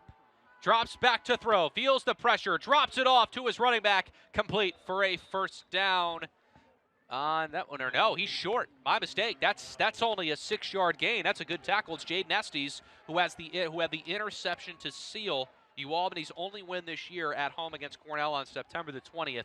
It is a 4th down and 3. They're going with a guy who can easily make this in Caden Williams. It's a 46-yard attempt for the lefty at the 29-yard line. Clock continues to run. This is a monster kick to try to see if Towson can extend this to a 2-possession game. He has only missed 2 field goals this year, is 13 of 15 on the year. He's got a big leg, a long of 50. Long of 50, so he's got the leg. Kick, hold, snap is good. Kick is good from 46, Caden Williams. And that's why you trust your kicker. The special forces come through for Towson. I think that would have been good from 56. Ooh, He got a good hold of that one. Yeah, that's a big play. Big kick with 12:01 to go in this game. He's been ice cold on the road. He hasn't missed a kick in an away game at all this season. You see the distance he got there. He knew right away. Yep. He got a good hold of that one. And now UAlbany's offense is going to have to get something rolling here. They did not on their last drive, and try to take advantage of some decent field position. You know, don't run it out if you're going to have the ball inside your own 10-yard line where you've struggled. But if UAlbany's had good field position, they've played well so far offensively. Yeah, this goes from now a 1-possession game to a 2-possession game. Yep. So you think you get the ball back maybe twice here if you're UAlbany. 3 times, I wouldn't count on it. So this has to be a scoring drive here, either a touchdown or a field goal. You would hope a touchdown, but this is a make-or-break drive here for the Great Danes, literally, because if you are forced to punt, which I think it'll be 4th down, you go for it no matter what. I think if you don't come away with points, that's going to be a really tough hole to dig yourself out of. Agreed. As Caden Williams, fresh off his 46-yarder like it was nothing, is going to kick this one away. Love it's a lefty, too. You don't see many lefty kickers nowadays. I always think of Janikowski in the NFL. He's going to boot this one. Now up by 10 are his Tigers. Caden Williams kicks it away. See if UAlbany elects to return it. They do not. So fair caught down there by Groves, and it will be first down and 10 at the 25-yard line for Jack Shields and company on this offensive possession. See what they can do. Don't lose yards on first down will be rule number 1, because the last time they got positive yards on a first down play is those are the drives that they're able to build success off of. But obviously the last drive, you take the sack and then you're just fighting against yourself there. I mean, again, there's only so many teams in the country that are able to consistently make 3rd and longs. It is just so tough, especially in this type of competitive conference with so many great defenses, including this Towson defense. So staying ahead of the chains, and there is a sense of urgency here. You don't have all day. You do have your 3 timeouts to work with, but don't want to burn them yet. And that is Stephen Mahar Jr., the big fella, the tight end, still going. Could we see a house call? Stephen Mahar Jr. is pushed out at the 10, and an answer in one play for UAlbany. And trying to see, okay, there is a penalty marker down at the 30-yard line of UAlbany, and based on what Jack Shields is doing right now, that is not a good sign, so hold everything. It was a big play, but this may come back. Offense, number 85. There you go. 10-yard penalty. And a catastrophic hold by Nick Petrillo to kill the momentum as Mahar, literally a 65-yard play. That was a great little RPO here, and there's the hold. Yep. You know, that's a tough play out in space. Obviously, wow. You're trying to make a play blocking from Mahar there, who great job after the run. A big guy, 6'5", 240, trying to break away from some of these smaller defensive backs here. But instead, now you get the penalty. Not only does that negate the big play, but now you start 1st and 15. So 29-19. That's just it's a crucial penalty. But there's still time left. But Mahar, it would have been a 65-yard completion. Now it's a 1st and 15 at the 20. Shields takes the snap, drops back. He's under pressure, flips it to Koch. Koch has some room. And he gets it up to the 28. Oh, boy, actually hit a player on the sideline, up limping on that one. And is that – I was going to say, no. That was about about an 8-yard gain. It's 2nd and 7. And, boy, UAlbany's going to look to want to get the ball back in the red zone. I mean, that Mahar play is one to circle. I didn't think the big fella had the wheels and the speed that he did. He almost had a touchdown before getting tripped up on that play. That was close to a house call, and that's a great play on first down to get some positive yards. 8 there, so now 2nd and 7, a lot more manageable than 1st and 15. Way more manageable indeed. Shields hands it off. Uga makes a cut. Nice play. He gets about 5. It's going to be a 3rd down and 2 for UAlbany with about 10:40 and change remaining in this game. Yeah, Uga in this fourth quarter is really running with some great patience. You saw there was an initial surge from this Towson defensive line, but Uga stayed patient, avoided the rush, and then hit the hole. And 3rd and 3, this is 3rd and 3, they'll a call play it, yeah. that, as you see Simo out there, a design play that Coach Ambrose knows, 3rd and short. Yep, get Simo in. Will he run it? Will he hand it off? He's going to run it. Simo's got blockers going forwards. Extra effort is going to be enough, I believe, for a first down. And it is Aiden Simo with the second effort with a big time play. This is close. They're going to say it's 4th down and 1. It looked like Simo got it. Ambrose is furious. That is really, really close. Boy, yeah, I don't know. The far judge, this is going to be less than a yard. Wow. That's a tough spot. Yeah, that spot, they got him at the 34. I think he's much closer to the 35. This is the biggest play of the game here, Matt. 9:36 to go. It's going to be a 4th and 1 at the 34-yard line.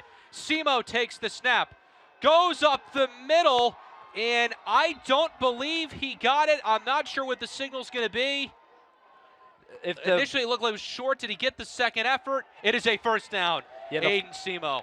The far judge came in, and the spot that the far judge had was right at the line to gain. The near line judge here came in just about a foot short, so I was trying to see who was going to get the call there, and it looked like the far judge said his spot was right, so they just got it there. That was really close. I guess the ball don't lie, right? You ever hear that cliche saying in sports, 1st and 10 at the 35. 9 minutes to go, and we've got whistles. And Pete Shinnick, I think, is looking for an explanation. Well, on the other side. Yeah, Coach Ambrose is really giving an earful to the official right now. I get the frustration, but you don't want to get yourself a penalty here, especially with the chippiness level. It certainly ramped up a little bit now. In this second half and into this fourth quarter. UAlbany knows time is not on their side now. I mean, there's 8:51, and Ambrose might be upset that they're just stopping the game to talk to Towson, because I'm not sure what the officials. When you're trying to get your offense into a groove and you have this delay, especially from an offensive-minded head coach, that is, you see him waving, Ambrose waving his hand saying, let's go, let's get the clock going. Taking their second charge timeout of the half. I thought they were. Timeout Towson, 30 seconds. I thought they already took their second timeout. Wouldn't this be their 3rd and final? That would be, yeah. There's one left on the. I don't know. Yeah, interesting. There is only one there, so that should be their 3rd and final. Coach Ambrose is clearly unhappy about something. I understand now that the timeout has been charged, and so you get the official 30-second break. But either way for UAlbany, some critical 3rd downs that you're able to convert on. Offense is staying ahead of the chains here, but a lot of time has leaked off the clock since that Mahar touchdown that got called back. So there needs to be a little bit more urgency from this offense. I like the way they've been able to get the run game going, but it's starting to get to that point now where runs are going to be called few and far between. You need to get some chunk plays to at least try to get into range for a field goal, and then obviously there's a lot of situations that present itself from that point forward, but you need to at least get into field goal range on this drive to come away with points. No points on this drive, that essentially ends the game. So you have all 3 timeouts to work with. You hope you'd save those for your next drive if you hopefully get the football. Now we're going to get a review for the spot here. So this is, all right, so this is a little bit of a mess here.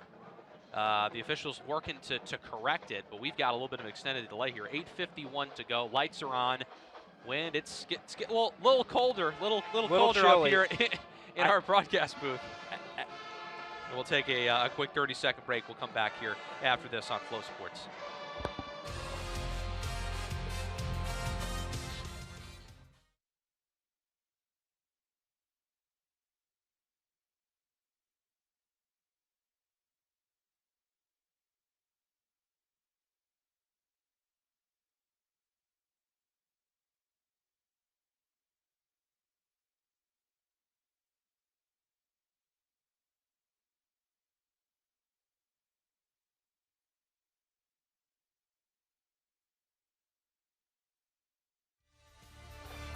All right, officials are taking a look at a replay here. 8:51 to go. It's 29-19. Towson. Here's the call. After review, the ruling on the field but the runner made the line of gain is upheld. Towson is charged at the third and final timeout and have no challenges remaining. Oh, wow. So Pete Shinnick, risk-reward type of move there. He's now out of timeouts. And if UAlbany does make this game interesting, it's something to keep an eye on in this game. So there is 8:51 to go. UAlbany has it first down and 10 at their own 35. And after a lengthy stoppage, Matt, we get ready to get back underway here. Yeah, glad that if you're UAlbany, that the call is upheld, but your offense had a lot of time to breathe there after they were getting into a rhythm, as did the Towson defense. So you hope your offense can continue to click here and get some positive yardage.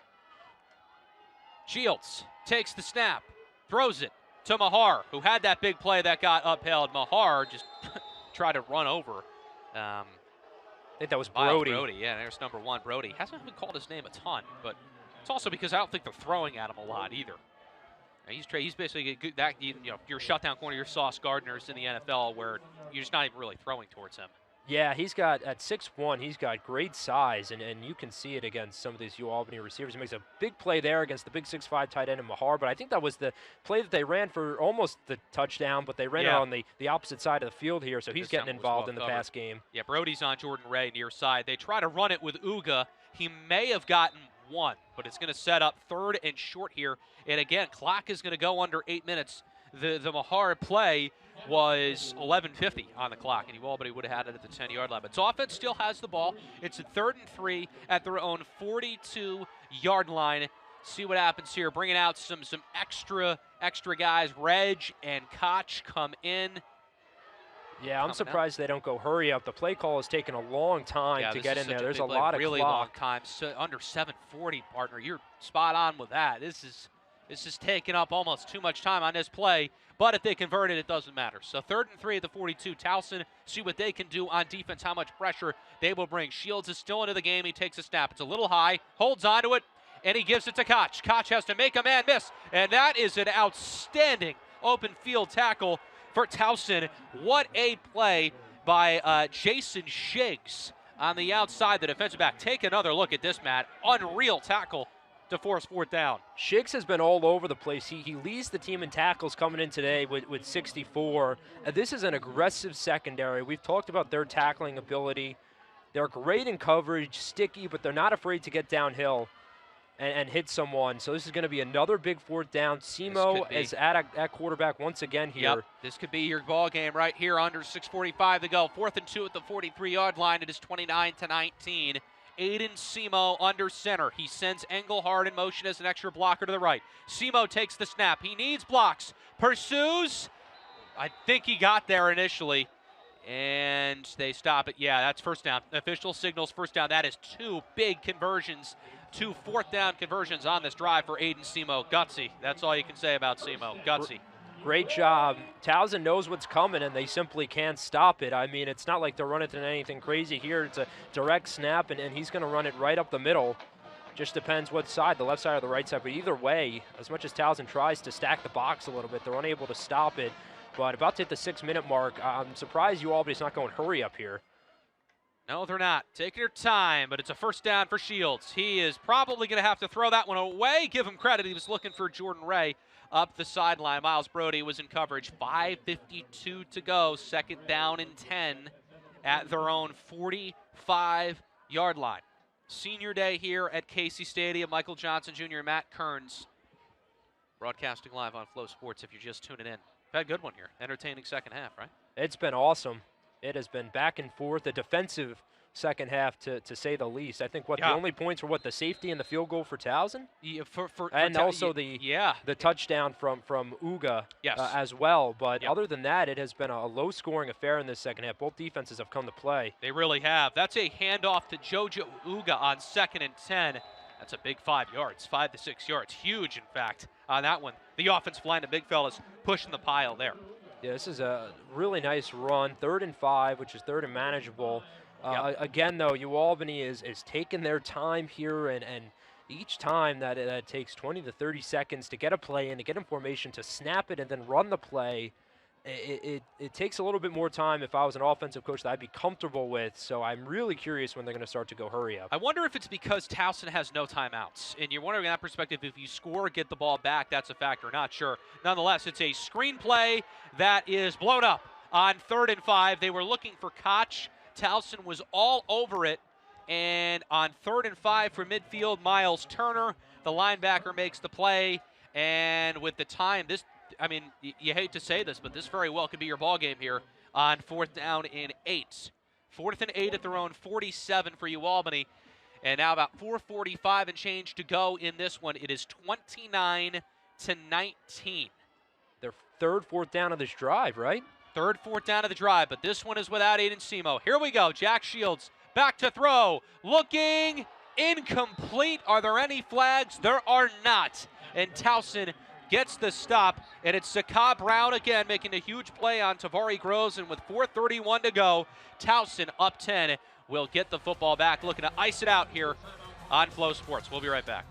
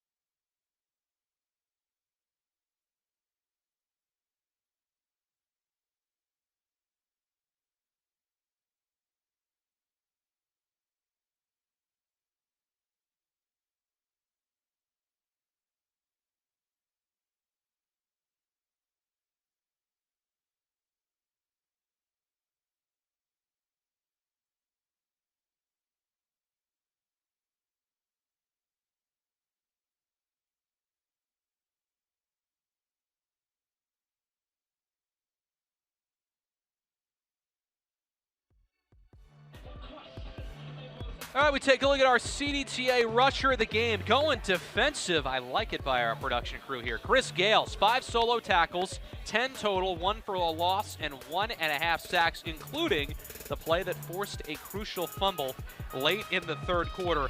CDTA rusher of the game, and again, CDTA. Visit them online at cdta.org to find out how they are keeping your ride safe and sound. Chris Gales, number 28, with 10 tackles on the day. He's been outstanding. He's been a monster. They're going to need him to come up big once again here on this drive, because Towson's going to look, as you said, to ice this thing out. But we weren't able to have an offensive player. Both teams have been held under 100 yards rushing, so it has not been a big game in terms of the run game for either side. Nope. No, it has not. And well, UAlbany is still in this with 4:31 to go, but they're going to need to get a stop here because Towson can't stop the clock. UAlbany has all 3 timeouts. It is 29-19, and getting ready to come back underway. Jared Ambrose is just furious with the official still. I'm not quite sure what, but yeah, maybe he's it's on the field right now. Yeah, he and Jordan Orlovsky got to get off the field for this to snap. You can only imagine the frustration going on here this afternoon. Handoff up the middle, and it's a pretty good chunk right off the bat. It's about a gain of 6 for Wooten. And Berschwinger with the tackle. You wonder how soon Ambrose is going to use his timeouts. He doesn't have to yet. And again, you get another, 6 yards. You're in field goal range. Yeah. That would still be a 2-possession game, so it wouldn't be out of it. But don't think Pete Shinnick's not going to go to Caden Williams. Yeah, another first down really puts you in a spot if you're Coach Ambrose where you got to start using your timeouts. That you do. Look who's back in. Winston Watkins, 6'5" quarterback, number 6, will stand shotgun with 2 receivers to his right. He hands it off up the middle. Oh, he fakes it. Boy, they're good at these fakes. They got me pretty good again on that one. That's a first down for Watkins. He held on to it, and Paris Smiley is the one who brings him down. Got about 3.5 to go, and tick, tick, tick, right? 1st and 10 at the 30. Towson trying to ice this game out and get their first win over UAlbany in several years now, with UAlbany winning that last matchup, and it would go 6-4 all time, with this being the 10th game between Towson and UAlbany. Yeah, I know it's early, but I'd start to use my timeouts now after that first down. Agreed. And yeah, they're still letting it. Coach Amber's letting time tick off this clock here. I think after this play, you have to, unless they get another first down. I think this is a must timeout here, with just about going to be under 3 minutes to go by the time this is snapped. It is a keeper again by Watkins, and it's a gain of about 3. And Jared Ambrose does elect, I think, to go timeout. The clock hasn't stopped yet, but it is a timeout for UAlbany. I think they're going to add a few seconds on that one back. It's showing 2:49 right now. Yeah, Coach is pointing 2:55 he wants on the clock. Yep. So they'll make an adjustment, and we'll have a 2nd and 7 here. So here's where you're going to start to burn your timeouts. And obviously Williams, you mentioned, he has been hot. So a field goal, that makes it a 2-touchdown game rather than a 2-score game. So, and this is an offense that. How about this? Broadview player of the game. Hard to believe it's the first play of the game. 2 catches for 64 yards and a touchdown, but a long of 50, and it was a 50-yard touchdown for LaSalle Rose Jr. on the first offensive play of the game. Broadview, the official financial institution of the Great Names. Yeah, a lot warmer during that play, too. It has gotten brisk here in the capital region. Oh, I agree. It's cold. It's typical November weather here in upstate New York, and it's come. I mean, there was snow on the ground on Monday, right? There was like wet snow. It was kind of like on the roofs and the grass, and I'm like, to me, that's a little early, but I don't know. Winter's coming, my friend. I can already tell, but this is the final home game. You know, the last November game's always a little brisk, as you said. So it's going to be a 2nd down and 7. Winston Watkins hands it off this time to Wooten. He's trucking along, gets about 5 or 6. It's 3rd and about 1. Timeout, and this play coming up really could be for the ball game if Towson does get a first down here. That was a nice run. He got a second effort from the lineman, pushing Wooten forward for an extra 2 or 3 yards. And this is going to be one where I figure you got to put number 6 in there, Watkins, and just push him to the first down yard line, push him to glory there at the 20-yard line, and that essentially ices it here. We mentioned the cold weather, and that was something, and talking to some of the Towson staff here and Coach Shinnick, that it's been pretty warm down there except for this last week of practice, so it was a big question mark of how this Tigers, particularly the offense with Indorf, how they would come out and adjust to the elements, and they've really played a full 60-minute game here. The offense played really well in that first half, and the defense in the second half has shined bright, so give them a lot of credit for coming up here to upstate New York and taking care of business on both sides of the football. Certainly not easy. There's no doubt about that. To be able to come into a hostile crowd environment on senior day where it is less than ideal conditions weather-wise, but pretty much for your ball game here at 3rd and 1 at the UAlbany 21. Winston Watkins at 6'5" under center, sends 2 in motion, including Butler, the big tight end, number 22. You would have to assume this is a run. Watkins keeps and gets it inside the 15. Not sure if Ambrose will even use his final timeout. This is probably just going to run us down to our final stoppage at the 2-minute warning. Thomas Joe Camara was the one who gets the credit for the tackle there. Yeah, you knew when he was in there, Watkins, you know who the ball was going to on a big 3rd down. Handed to your 6'5", 245-pound quarterback, and good luck stopping him. Let the rest take care of itself. You're right about that. And Ambrose he's going to use his final timeout here. Give him credit. 2:26 to go.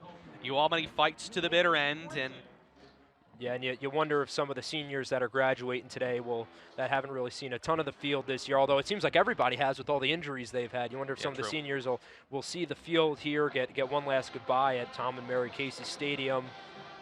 But it was a fight till the end. I give a lot of credit to UAlbany to making this a ball game, because there were a number of home games here that really unwinded before halftime. And this last weekend, this week, they showed a lot of grit, a ton of fight. in playing through a lot of adversity in this first half and trying to stay with Towson. Unfortunately, the offense just kind of falling apart in this second half, and the turnovers is what did them in. Obviously, those penalties in the first half were crucial, but really the second half turnovers are things that aren't going to help you to a win. No, not at all, my friend. Not conducive to a win with some of the miscues, but hard-fought and valiant effort. Unless there's a wild sequence or a turnover here, Towson's going to hold on to win this football game. Watkins brings it up he's knocked down at about the 6-yard line. This is going to take us to the 2-minute warning, and Towson might have an opportunity to put one more in the end zone. Birchwinger again, number 57, of course. Him and Gales have been really, really good all over the field in this one. It's to 29-19. It's going to be a 2nd and 3 at the 7 when we come back, as we have reached the 2-minute warning. It's 29-19. Towson icing it away when we get back here on Flow Sports. At Broadview, supporting your quest to be your best is why we're here. And it's personal. You already do your best to meet life's challenges. Try your best. You've got this. You see the best in others and lend a hand. Wherever you are on life's journey, helping you be your best is the reason we're here. Let's get started. Learn about becoming a Broadview member at broadviewfcu.com. At the University at Albany, we see greatness in you.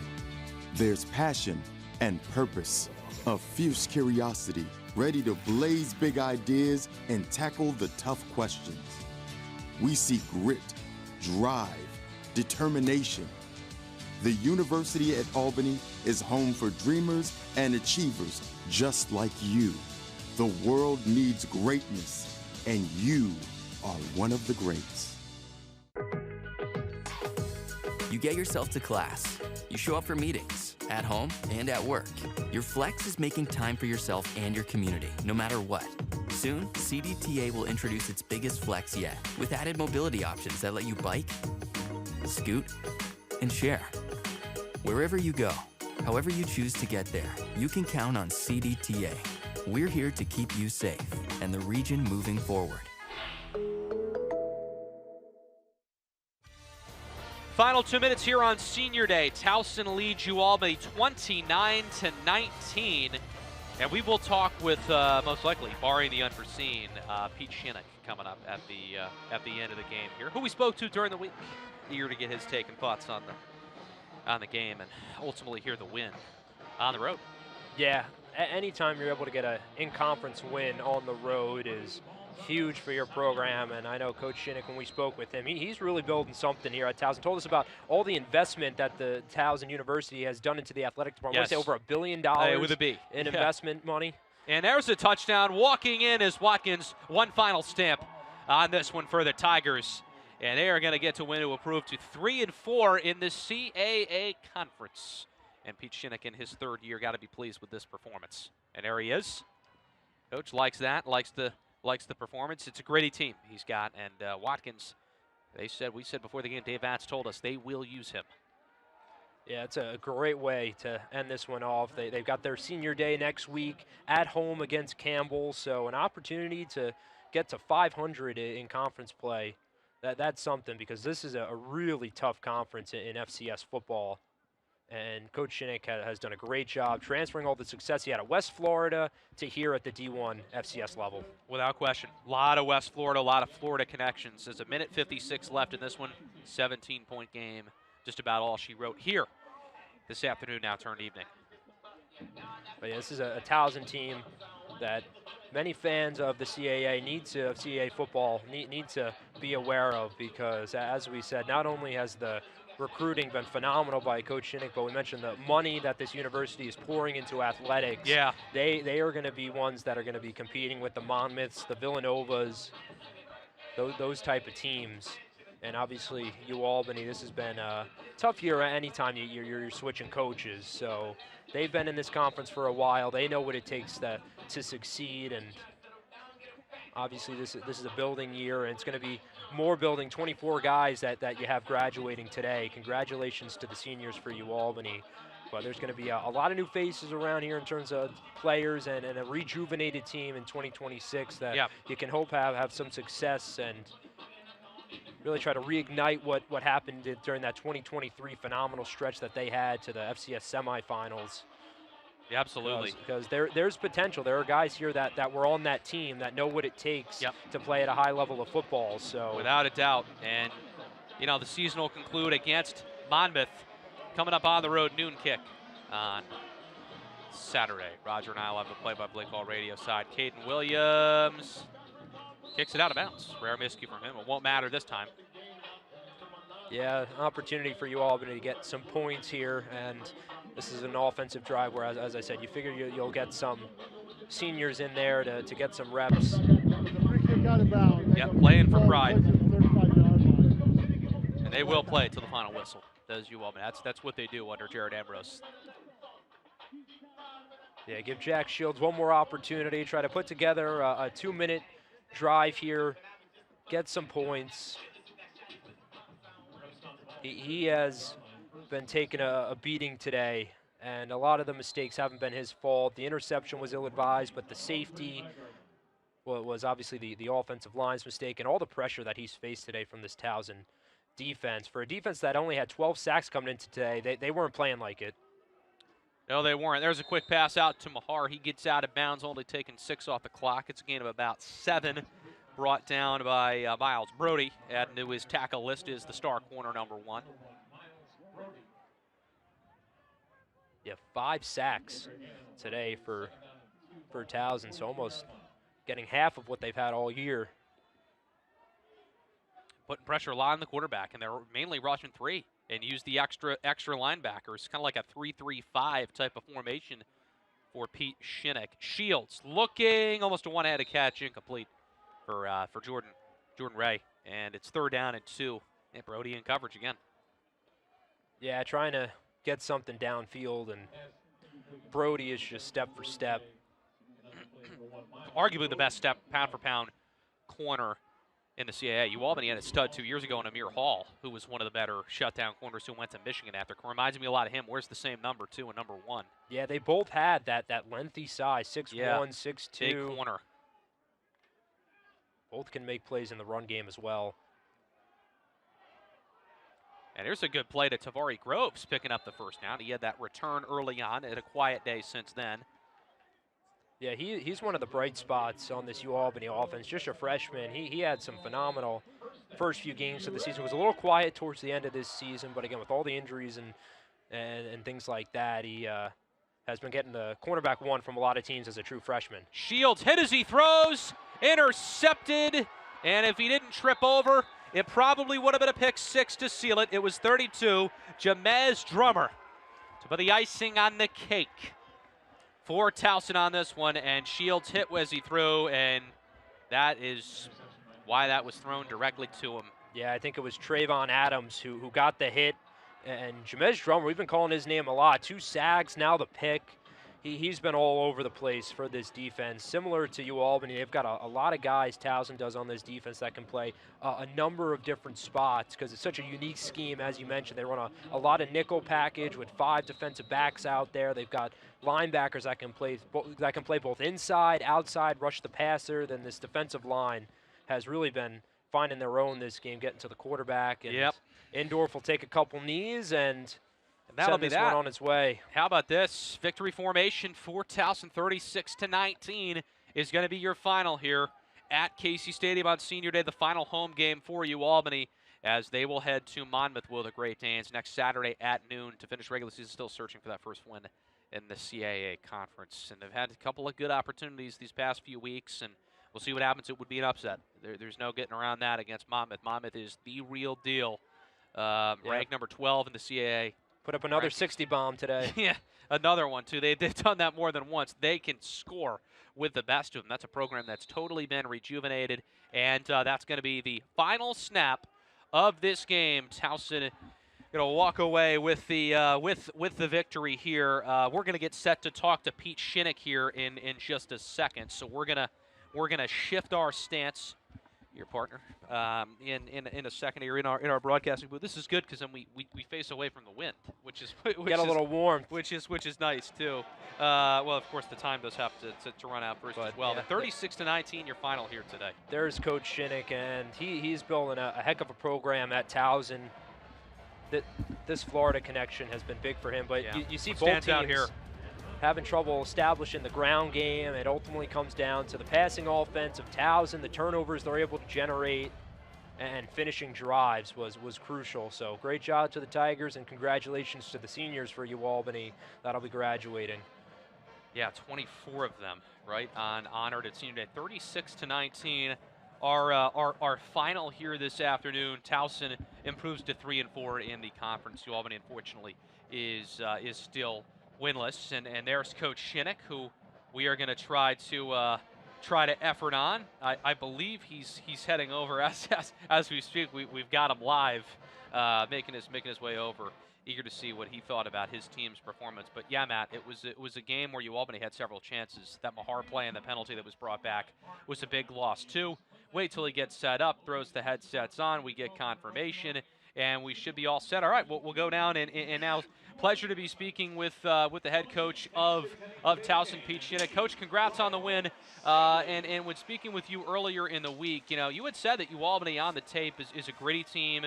Their record may not be necessarily indicative of how they've played. How would you best assess their performance in this game and your guys grinding out with a 17-point win? Yeah, I mean, it's really exactly what we thought. I mean, we knew they weren't going to go away. They continue to fight. I mean, they continue to show up. They find ways to make plays. And obviously, we turn the ball over, but a great strip stack, and that gets them back in the game. So congratulations to them on, making that happen. I love how our guys fought. We just kept finding ways, and great drive there at the end to put it away. Coach, we talked about how big pressure was going to be in getting to the quarterback in this game here. You had 5 sacks today, 12 coming into this game. What was working so well defensively you're able to get to Jack Shields? Yeah, I thought our defensive coordinator and defensive staff did a great job just coming up with some really good matchups and some really good twists with our linebackers and D-line. So that was fun to see. What did you make of your freshman quarterback, Andrew Indorf's performance? It's basically his first cold weather game of the year with how warm the climate has been for you guys. What did you make of his game overall? Yeah, Andrew's still got some growth, but, I mean, I think you saw his potential. I think you saw what he's capable of doing, led us on some really good drives. And, we got to work on his ball security a little bit there because that one's really unacceptable. But I thought he did a good job keeping us in it. Coach, in terms of next week and carrying this momentum into your senior day against Campbell, how are you guys going to look to come away with the victory and go 500 in conference play this year? Yeah, really a couple goals, 500 in conference, 500 for the season. Obviously, we had bigger goals than that coming into it, but that's the one that we can work on right now. We got to keep this momentum, and we got to keep playing hard. Coach, congrats on the win. Good luck next week. Thanks for your time. Thank you, guys. Appreciate you. All right, Pete. Pete, great job, and he's an outstanding coach too. Is Pete Shinnick for Towson in year 3, and a nice guy too, all around good guys. So congrats to him on the win. And there we go. That's the final. For my partner in Matt Kearns, great job, Matt. By the way, a lot of fun, pleasure doing this game with you. For Matt Kearns, Carter Sloan, Jonathan Fry. I'm Michael Johnson Jr. saying so long from Bob Ford Field at Tom and Mary Casey Stadium on the campus of UAlbany, where the final score is Towson 36, UAlbany 19. This has been a presentation of Flow Sports.